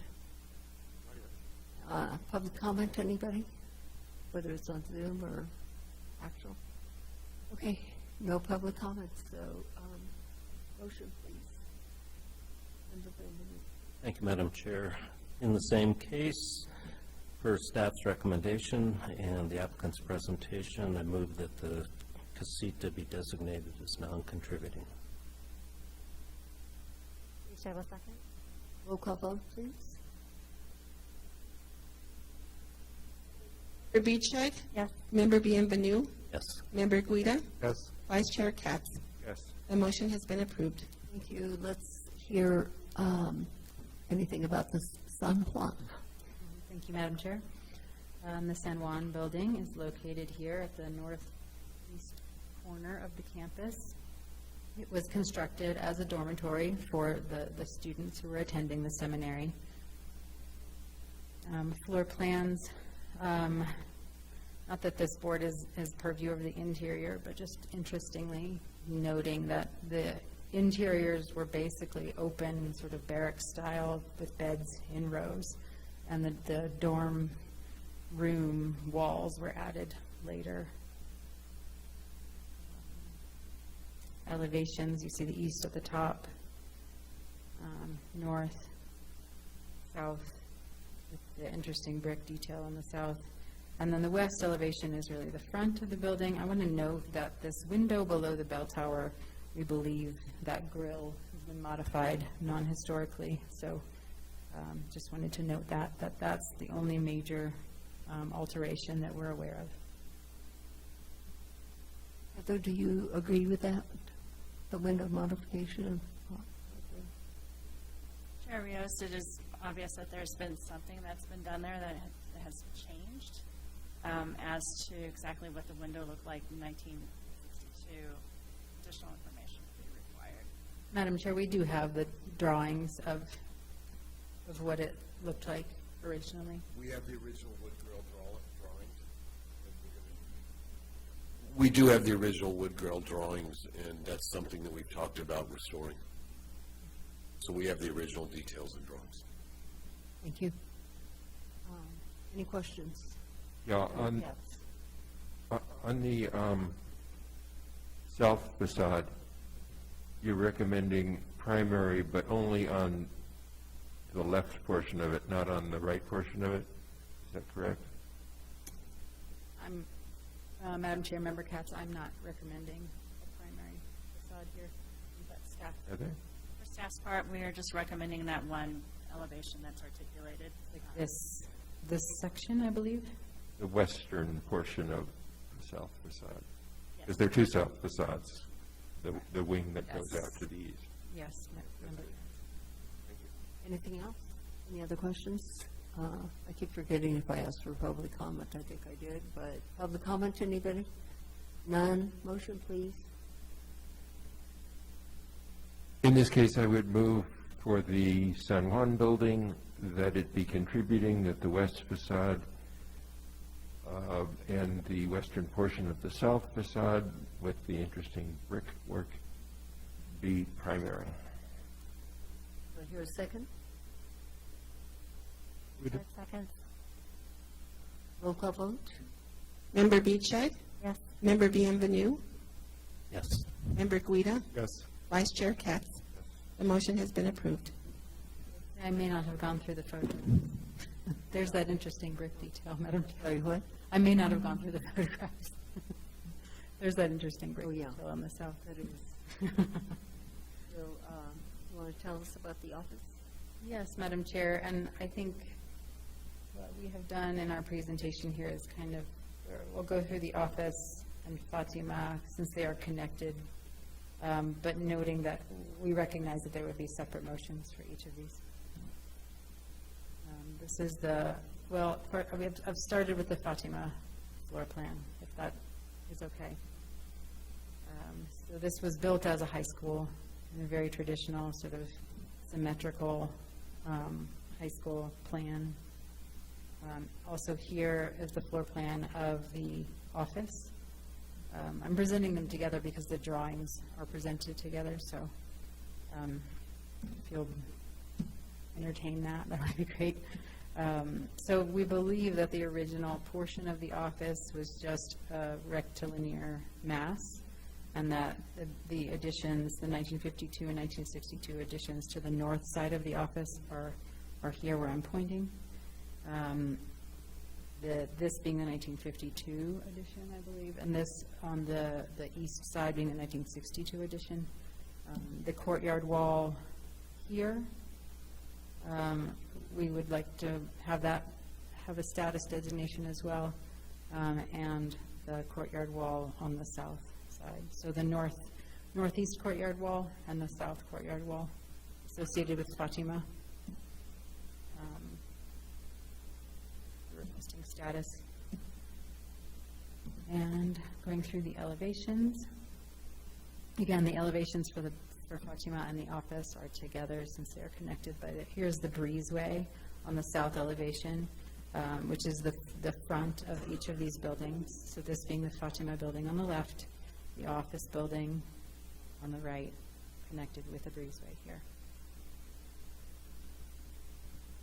And you can see from this, on the north elevation, this is that little courtyard wall.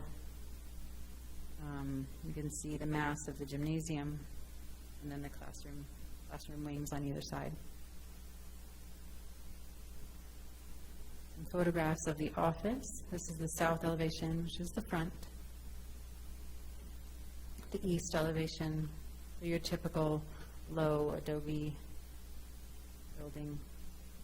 This is that courtyard that we were referring to. That's at the northeast corner, connecting between Fatima and the office. This is the north elevation of the office. And again, noting the courtyard wall here. This is the breezeway connection between the two.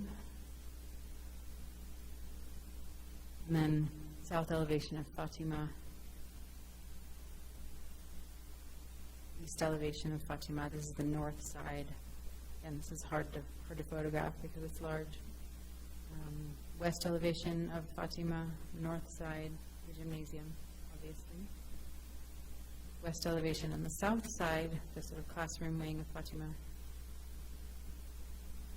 And looking at the courtyard walls, again, this is the south courtyard wall of Fatima, the sort of entry courtyard, and this is the northeast courtyard wall at Fatima. Just some more details of the walls. And just noting that we believe that the courtyard walls associated with Fatima were built with Fatima in 1952. This is a 1960 aerial photograph showing that the walls are there, presently there. This is a tennis court, as an aside. It's no longer there. And also, I think what's notable here is that there was a carport that no longer is extant on the property. Some more photographs of courtyard walls.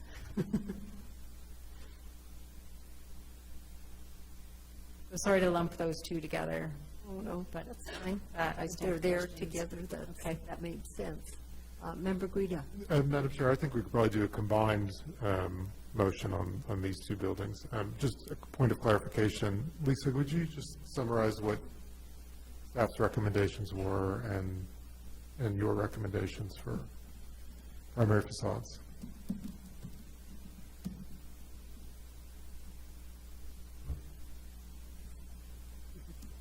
So for Fatima, staff is recommending contributing with the east and south elevations as primary. And for the office, staff is also recommending contributing with east and south as primary.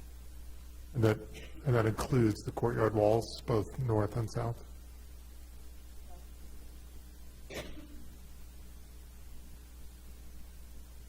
that correct?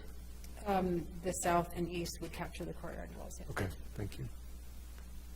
Any other questions? Member Brennan? Madam Chair, just a point of clarification. I'll address this to Heather. When we were on site today, I thought you were indicating that you might correct your recommendation from the west elevation to the east elevation, or rather, the east to the west. Did you?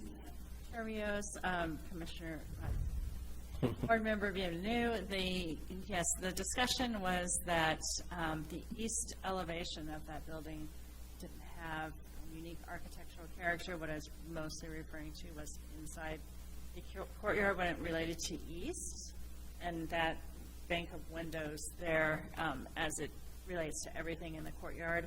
And then the west elevation, that one portion that access directly to the parking lot, that's the office there. I'm going to the next one.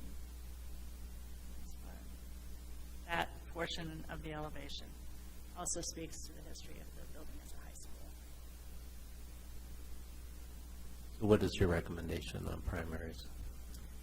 So the primary facade should be the south elevation, and then the portion of the west elevation that abuts the parking lot. And scratch out the east. And this is for Fatima, Madam Chair.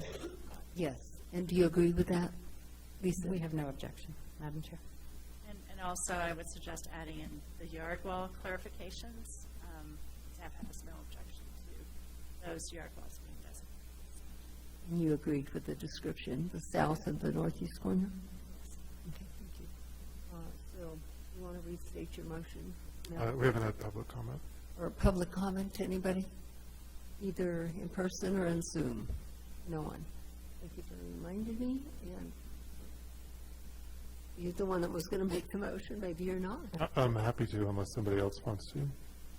So same case, move that the board designate both the Fatima building and the office as contributing with the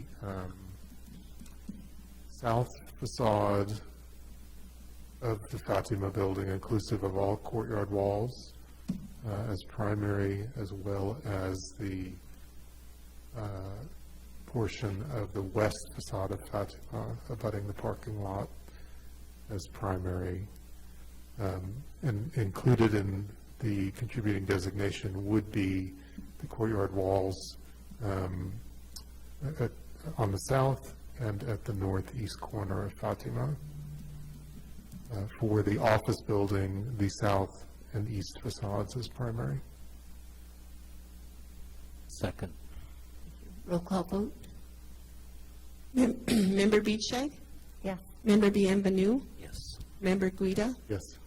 Vice Chair Katz? Yes. The motion has been approved. Thank you. Now we go on to the carport. Moved the carport. I'll have to skip back up to the carport, Madam Chair. Just a moment.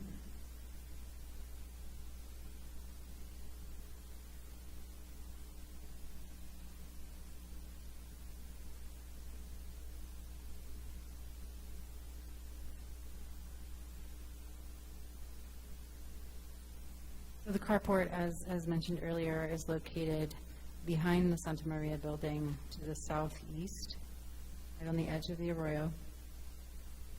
Constructed, we believe, in 1962 as a sort of maintenance shed for the seminary. We do believe the westernmost two bays have been enclosed non-historically, and metal pro-panel siding has been applied to all sides of the structure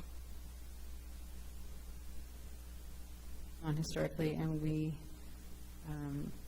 would like to recommend non-contributing status for this building for the reason that it has been modified non-historically, and that it is not publicly visible, and that it does not speak to the historic styles that are attempted to be preserved and proliferated in the historic review district.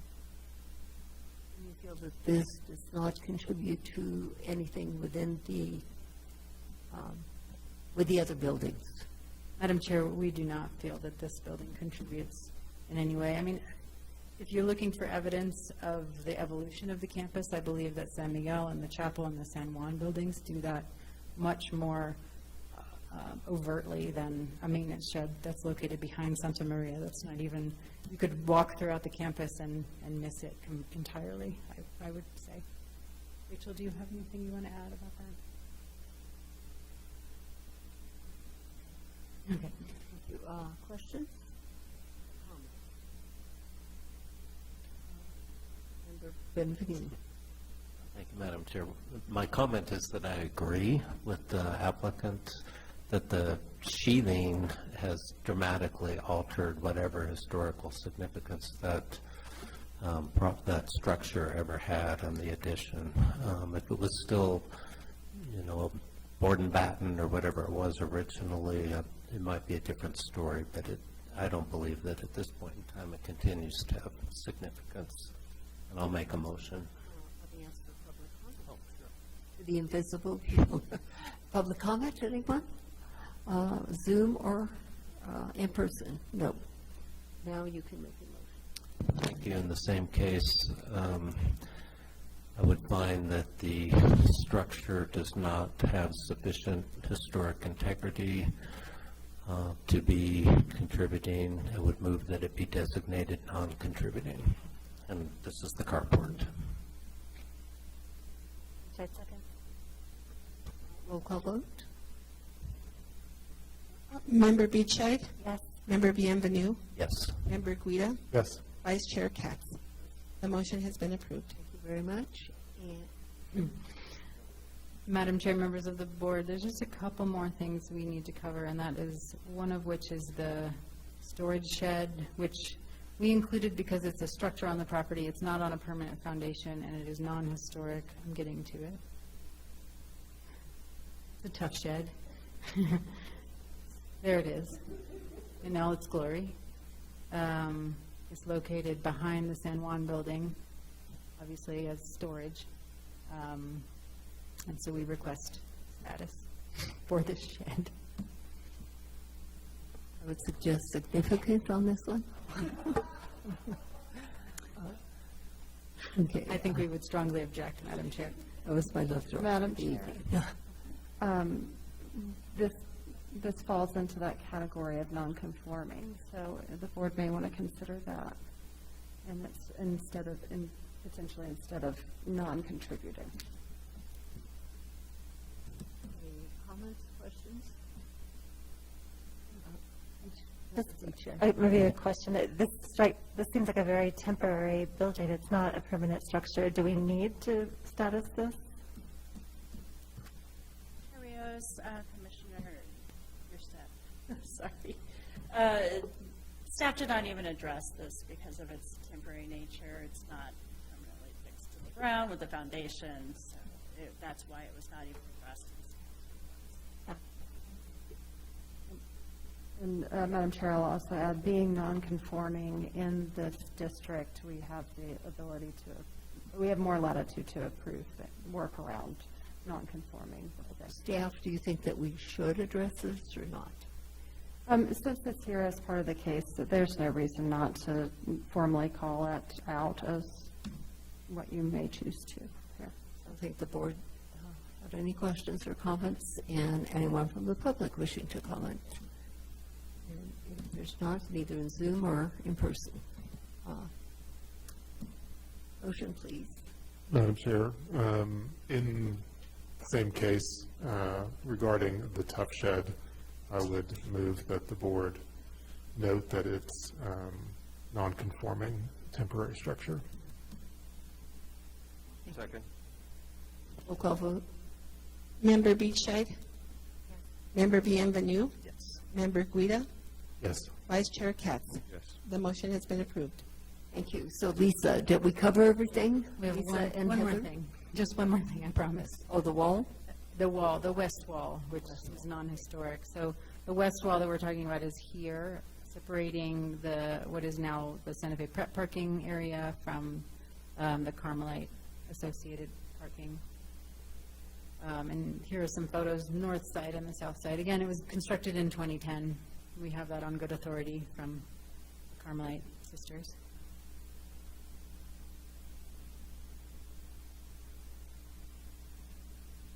Any questions? Anyone from the public, Heather? from the public wishing to comment? Heather has a comment. Oh, Heather. Yes. And members of the board, the reason that was included as a contributing structure is because there, on the 1962 master plan, there was a football field in the area, and it seemed like there was a wall that was there, but provided that the applicant can provide evidence of that being built in 2010, then staff withdraws the recommendation for any type of contributing status.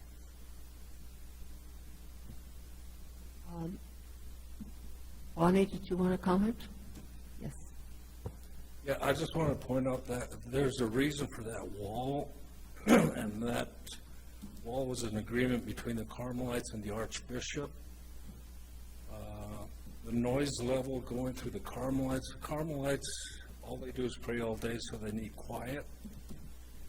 And Santa Fe Prep was driving right through the property, so we had an agreement, a handshake agreement with the Archbishop to have that wall built and for them to drive to the parking lot for Prep before going in front of the chapel of the Carmelites, which is separate from the Archdiocese. So I would just ask the applicant, when they do design, whatever they're going to design, that they keep anything from crossing in front of the Carmelites. That was an agreement, like I said, and I know the Archdiocese sold the property, but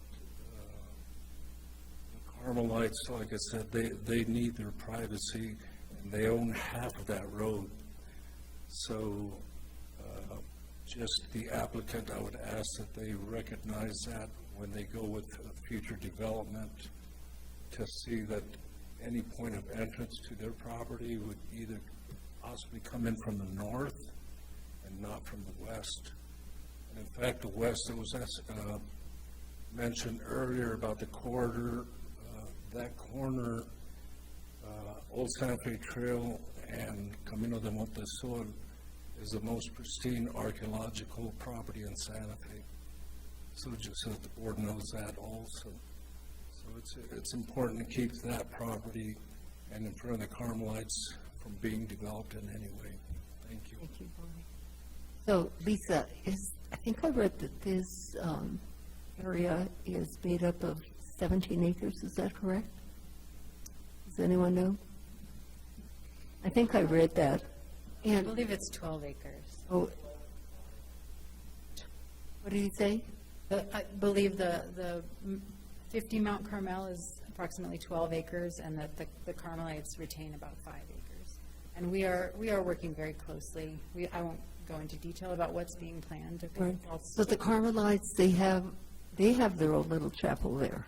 They do. Inside, and then there's a living area, and Yes, Madam so Chair. is that the portion that is not being touched? That was not sold? Yes, Madam Chair, and it's a separate parcel, and it's not the subject of the status review, but suffice it to say that our client has a very close working relationship with the Carmelites, and we're doing everything possible to maintain their privacy and even enhance their privacy through site modifications. Is there a motion in reference to the wall? Member Benedict. Thank you, Madam Chair. Is it, Lisa, do you have something that you can provide to staff that documents what you said, that the information that you have from the Carmelites?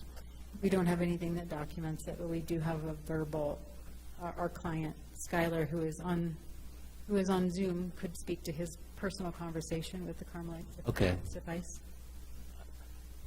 Okay, so in the same case, I would move that the west yard wall be continued to be unstatus based on the state of the record.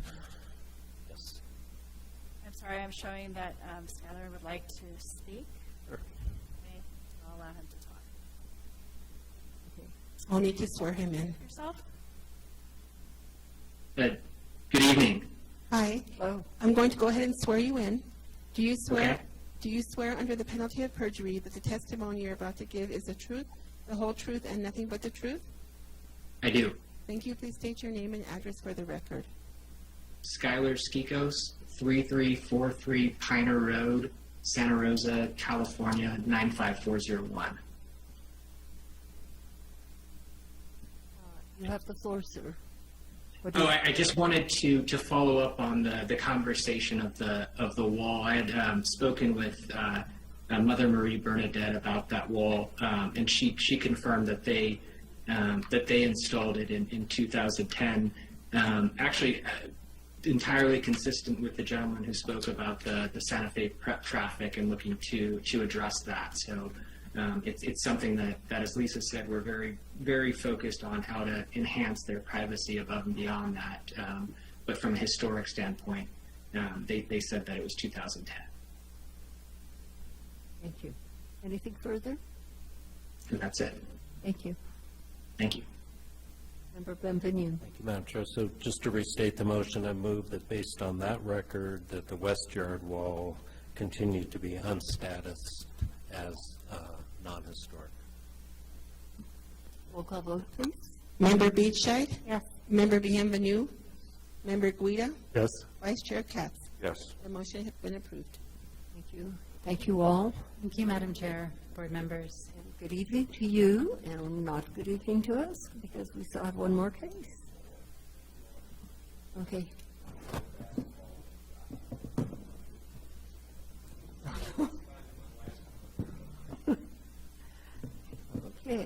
So the next case is located at 440 Acequia Madre, and this is Angela's case.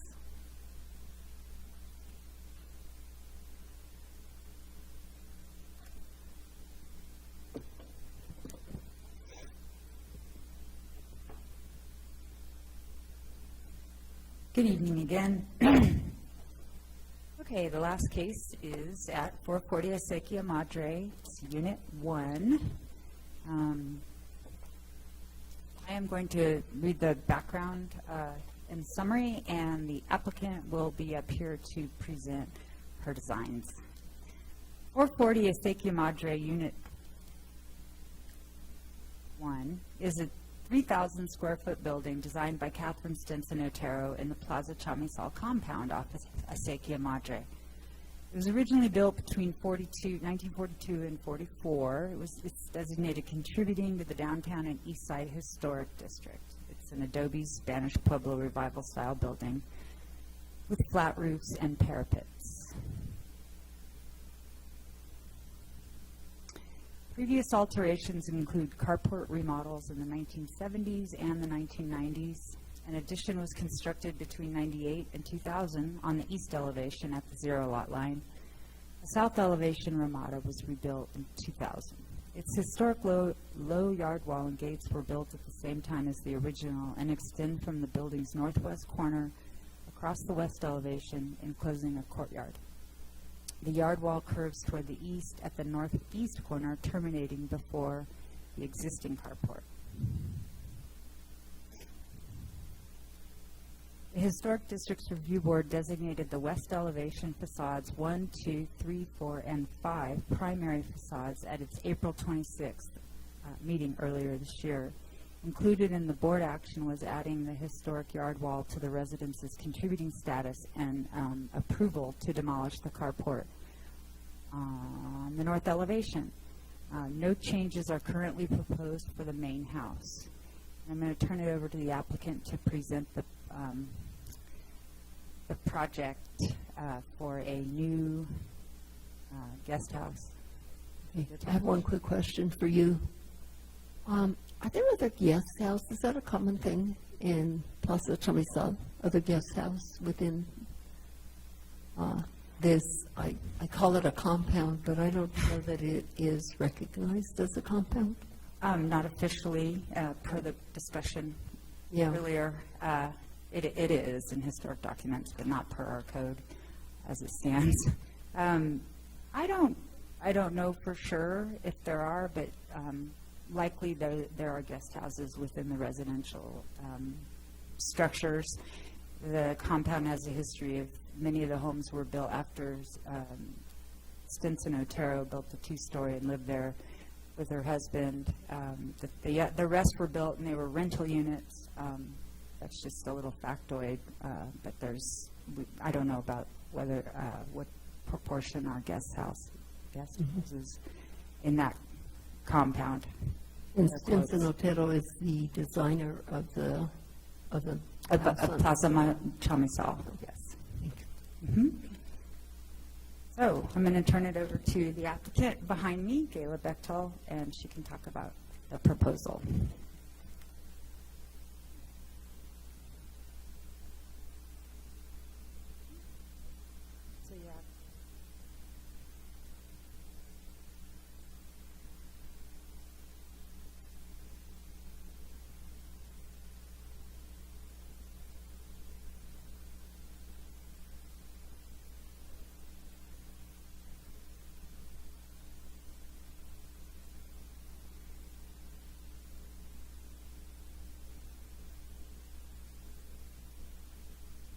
Okay, I'll go ahead and swear you in. Do you swear under the penalty of perjury that the testimony you're about to give is the truth, the whole truth, and nothing but the truth? I do. Thank you. Please state your name and address for the record. Kayla Bechtel, 320 Aztec Street, Santa Fe, New Mexico, 87501. Good evening. Tell us everything you know about this property. Well, I did a book back in 2003 about this property. I was just asking my clients if there were guest houses, Cherios, and there are other properties in this in the compound that have guest houses. Let me start here. Amber alert. Amber Alert, I'm sure.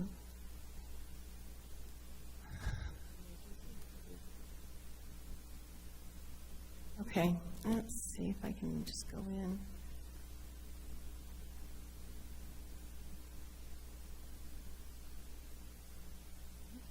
Learning a new computer in real time. All right. The main house is under renovation, and you've approved, and then there's been some admin approvals. We are taking out the carport eventually. In the meantime, my clients who are here also want to have more a casita. Even though we're calling it a casita, this is actually two different units of the compound. So it was when the compound was created in 2003-ish, this was a separate lot, essentially, even though the owners, they're matching owner, or they're the same owners. When we began designing this, we wanted to have a carport and then a couple of bedrooms and so forth. But also, we wanted to really fit in with the streetscape and the compound itself. So I'm showing these pictures right now because the sidewalk at Acequia Madre, and I also have a photograph of it, just to give you a hint of the layering that we were trying to do that is also in the streetscape on the other side, the compound, the way that the walls undulate with trees and the massing of the buildings behind. And so that's really where we're headed with this design. The story poles that I know you've seen, and Angela talked to me a little bit about it, we can move, and we would like to move the casita closer to the street, so it's further away from the main house, so it will impact the main house less. And then in terms of the heights, I think that once we move it away, then the 6 inches that we are lower of the main house will be apparent. So that's what I'd like to say about that design. I am assuming I don't need to go through the packet words, so I'm really focusing on the design itself. And then another change that happened just yesterday is that we needed to take out some roofed area. So we're actually, in this photograph, you'll see that the part of the portals are now ramadas adjacent to the existing, or the new portal in front of the front door of the casita. And we're hoping to grow wisteria or a vine of some kind in keeping with much of the landscaping that's already in the compound. Let's see, let me go to the next.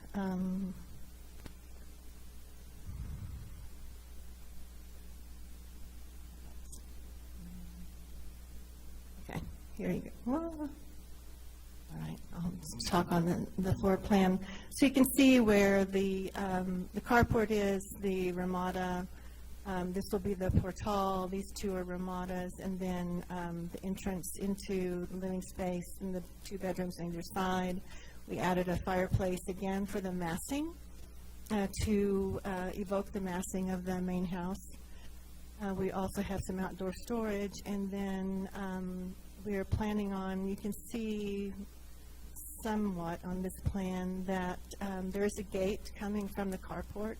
So at this point you'll come in, and you'll turn into the carport, and there's parking here, and then guests and then other people will walk through this gate, which is on axis with a wall fireplace sitting area that is in front of the main house's garage, kitchen. So we are daylighting, or we have daylighted this door. This has been closed in, even though the door's been there, it's been closed in, so this will be an entrance also to the main house. What's next?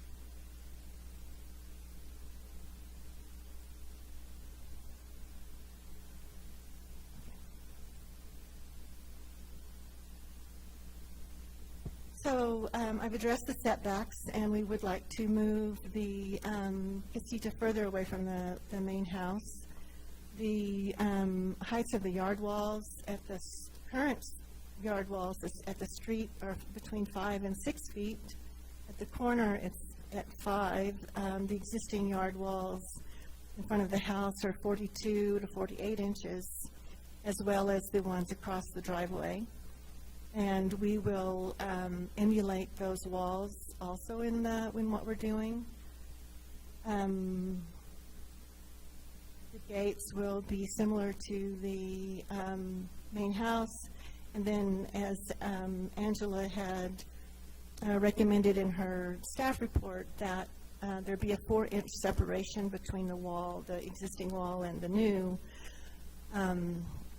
I'm not exactly sure how we'll build that, but I would ask the board if we could attach and with a different height, or maybe a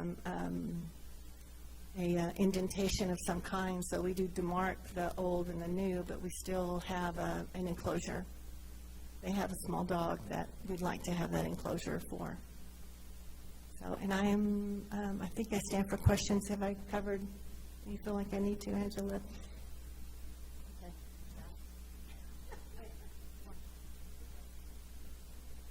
Thank you. I just wanted to jump back in and read my recommendation, which is that I believe the project is consistent with and it complies with the downtown and east side historic district standards, as well as the general design standards for all the historic districts. And so I recommend approval with the condition that the new yard wall is at least 4 inches separated from the existing original historic yard wall of the main house.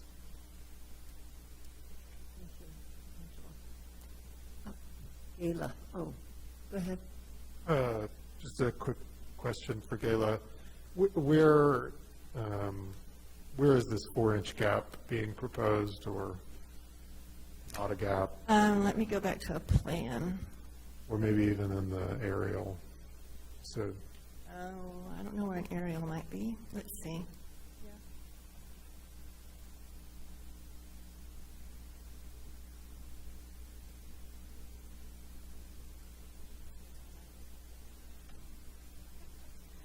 Here, maybe I can say it right here. So it's right here. So let me go in.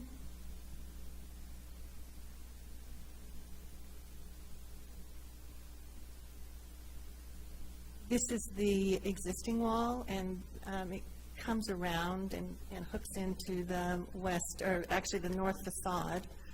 And so we would make a space or an indentation of some kind to be able to continue the wall basically at the same height around. So there, that's where I think you're asking. Is that right, Angela? You're asking for a separation right there. thank you. We've just a note to the board. I think we downgraded a building tonight because of a kind of similar discussion about this, semantics of not touching a contributing structure or a significant or a primary facade. I think it's a silly thing. I mean, in essence, the wall is intending to come up and meet the building. For all intents and purposes, it does. I think we should defer to practicality and provide latitude. So in this case, if a 4-inch gap is not feasible either for pets or whatever, then a similar treatment could be pursued, such as a recess or a reveal that still allows a structural attachment that is reversible because it's a yard wall and not a building. and then, but pursues the intent of separating old from new. That seems to be a reasonable accommodation, and perhaps more sensible. Thank you, Anthony. Gayla, could you tell us how your proposed house relates to the house to the west in terms of height and massing?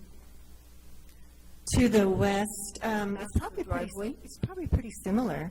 I'm just trying to think if I have a picture somewhere. That has a courtyard in the front, and then it sort of steps around to the street. I think it also has the wall similar to this house. So I guess in my opinion, it would be of the language of that house. Okay, do you agree with that, Angela? Did you hear the question? Yes, I agree. Okay, thank you. Also, you indicated you were wanting to move, in order to save the trees, to move the house closer to the wall. How much,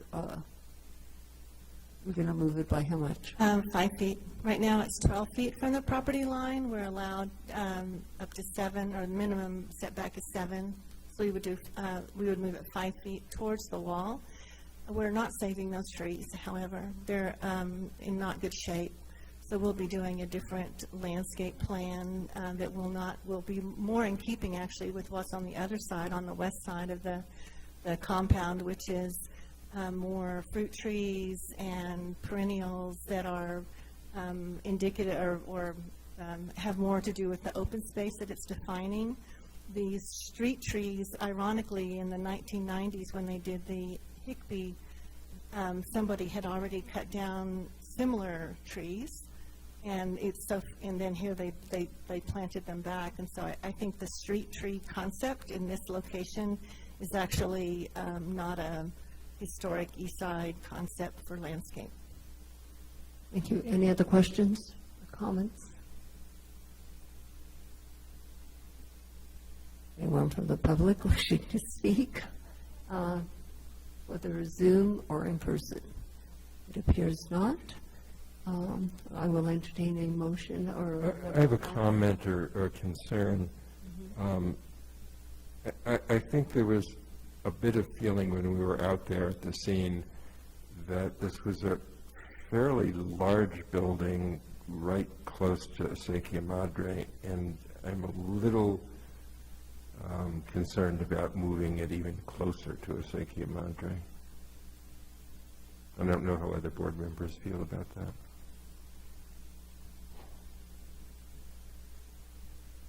I was having that's why I was asking for the question to compare this to the other building.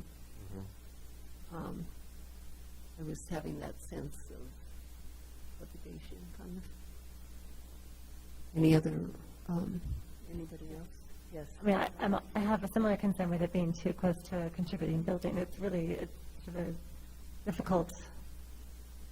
Either closer to the contributing building or...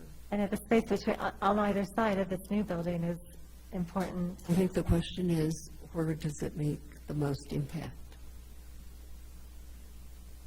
I mean, I did realize when we were talking about it out there that the primary facades of the contributing building, the west facade, the guest house isn't blocking at all.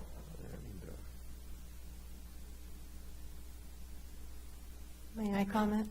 Yes, absolutely. The Matucci Gallery across the street from Acequia is 25 feet tall, and it's right on, I mean, there's a little bit of a sort of a gravel strip there that sometimes I think I should park in, but it's, it's right there. Also, all of the walls along Acequia on both sides are more than, I think we measured one of them today was 12 feet. So there's a lot of close-in buildings along Acequia and also along Paseo as you go down to the west. And This is going to be 12 and a half The building is 12 and a half, but we're set back from the property line 7 feet. Any other feelings? Member Guida? You know, I don't have a big issue with the massing on the street. I mean, for the reasons expressed, that you know, there are a great number of buildings on Acequia Madre in this general area that front the street, that just have a sidewalk in front of them. Walls meet the street. There are other buildings that are taller. I think the impact of this will be pretty minimal. I think the impulse to kind of separate this from the main house is a good one, rather than have, not only for its kind of separation from historic building, but rather than have like two narrow alleys, let's have one really good communal space between the two buildings. That seems to be a kind of more generous design move, one that could be read as you walk up the lane and so forth, and really allows for a little bit more porosity between the buildings in that complex. So I'm supportive of this idea of moving it towards the street. This is a view of the walls of the compound going west. So you can see the closeness of the buildings and the walls and the undulations of the wall in the landscaping.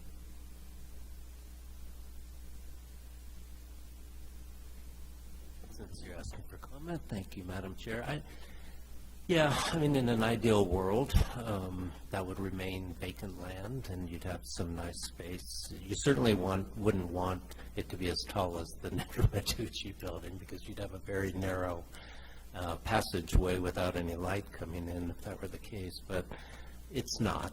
It's within the height limitations, and I think having some separation and some breathing room between this and the main house is important, and I think that's what will be visually most apparent, as much as walking along the sidewalk next to the wall is looking in through the entryway into Plaza Chamisal, and then you'll see a nice separation. So I think it's fine.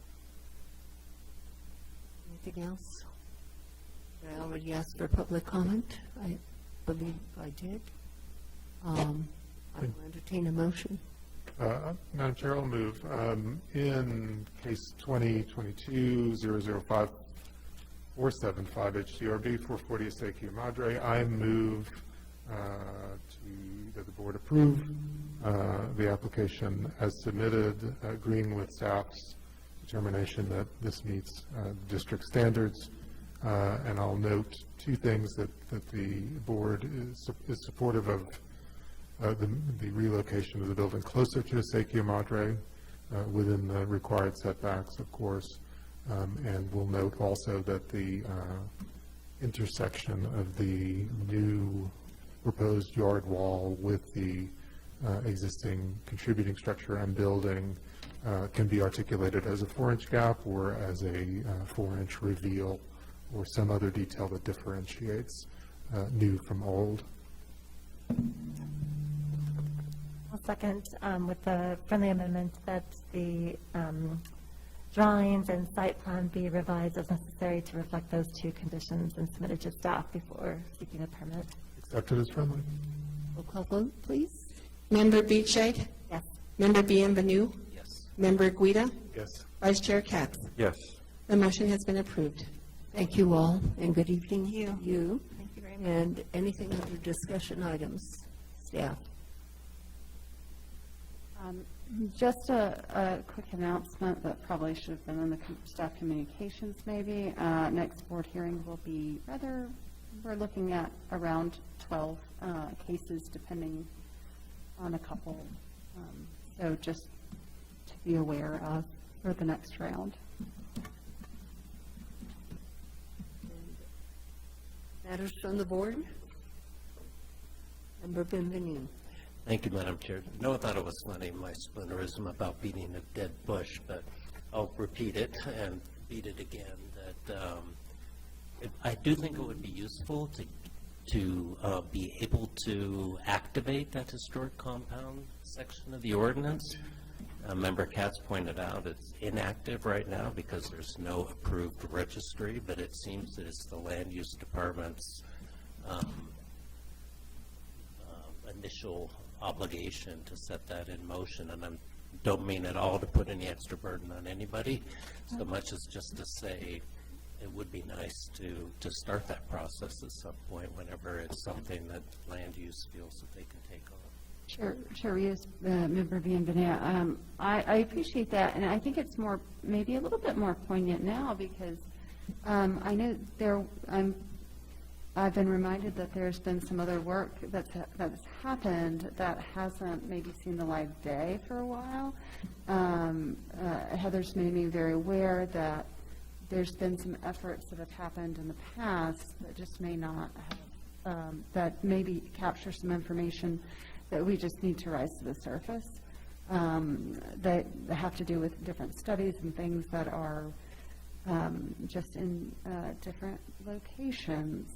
On that note, I'll just throw out there that I think one big effort is we want to make sure that HCPIs go public sometime this year as well, and get some of those into public, some of this information in public hands. Yeah. Thanks. Add, there's an opportunity that we have. I mentioned previously that we're in the process of updating our zoning code. And a large part of that is going to be, the treatment and respect that we give to the historic districts. So we certainly can, as part, sort of table that, and as part of our discussions of the zoning code update, we can maybe solidify that more. Activating it beforehand, certainly Carly and I can strategize about that one, but I think that's going to be a much greater opportunity. And we are about to sign a contract with a consultant, so hopefully that'll be launching here in the next month or so. Anything else? Our next meeting is Tuesday, August the 9th. We'll see you all then, and I will entertain a motion to adjourn. Roll call vote. Member Bienvenue, Member Guida, Vice Chair Katz, and Member Beachside, sorry. And we are at 9:25. Thank you. Well,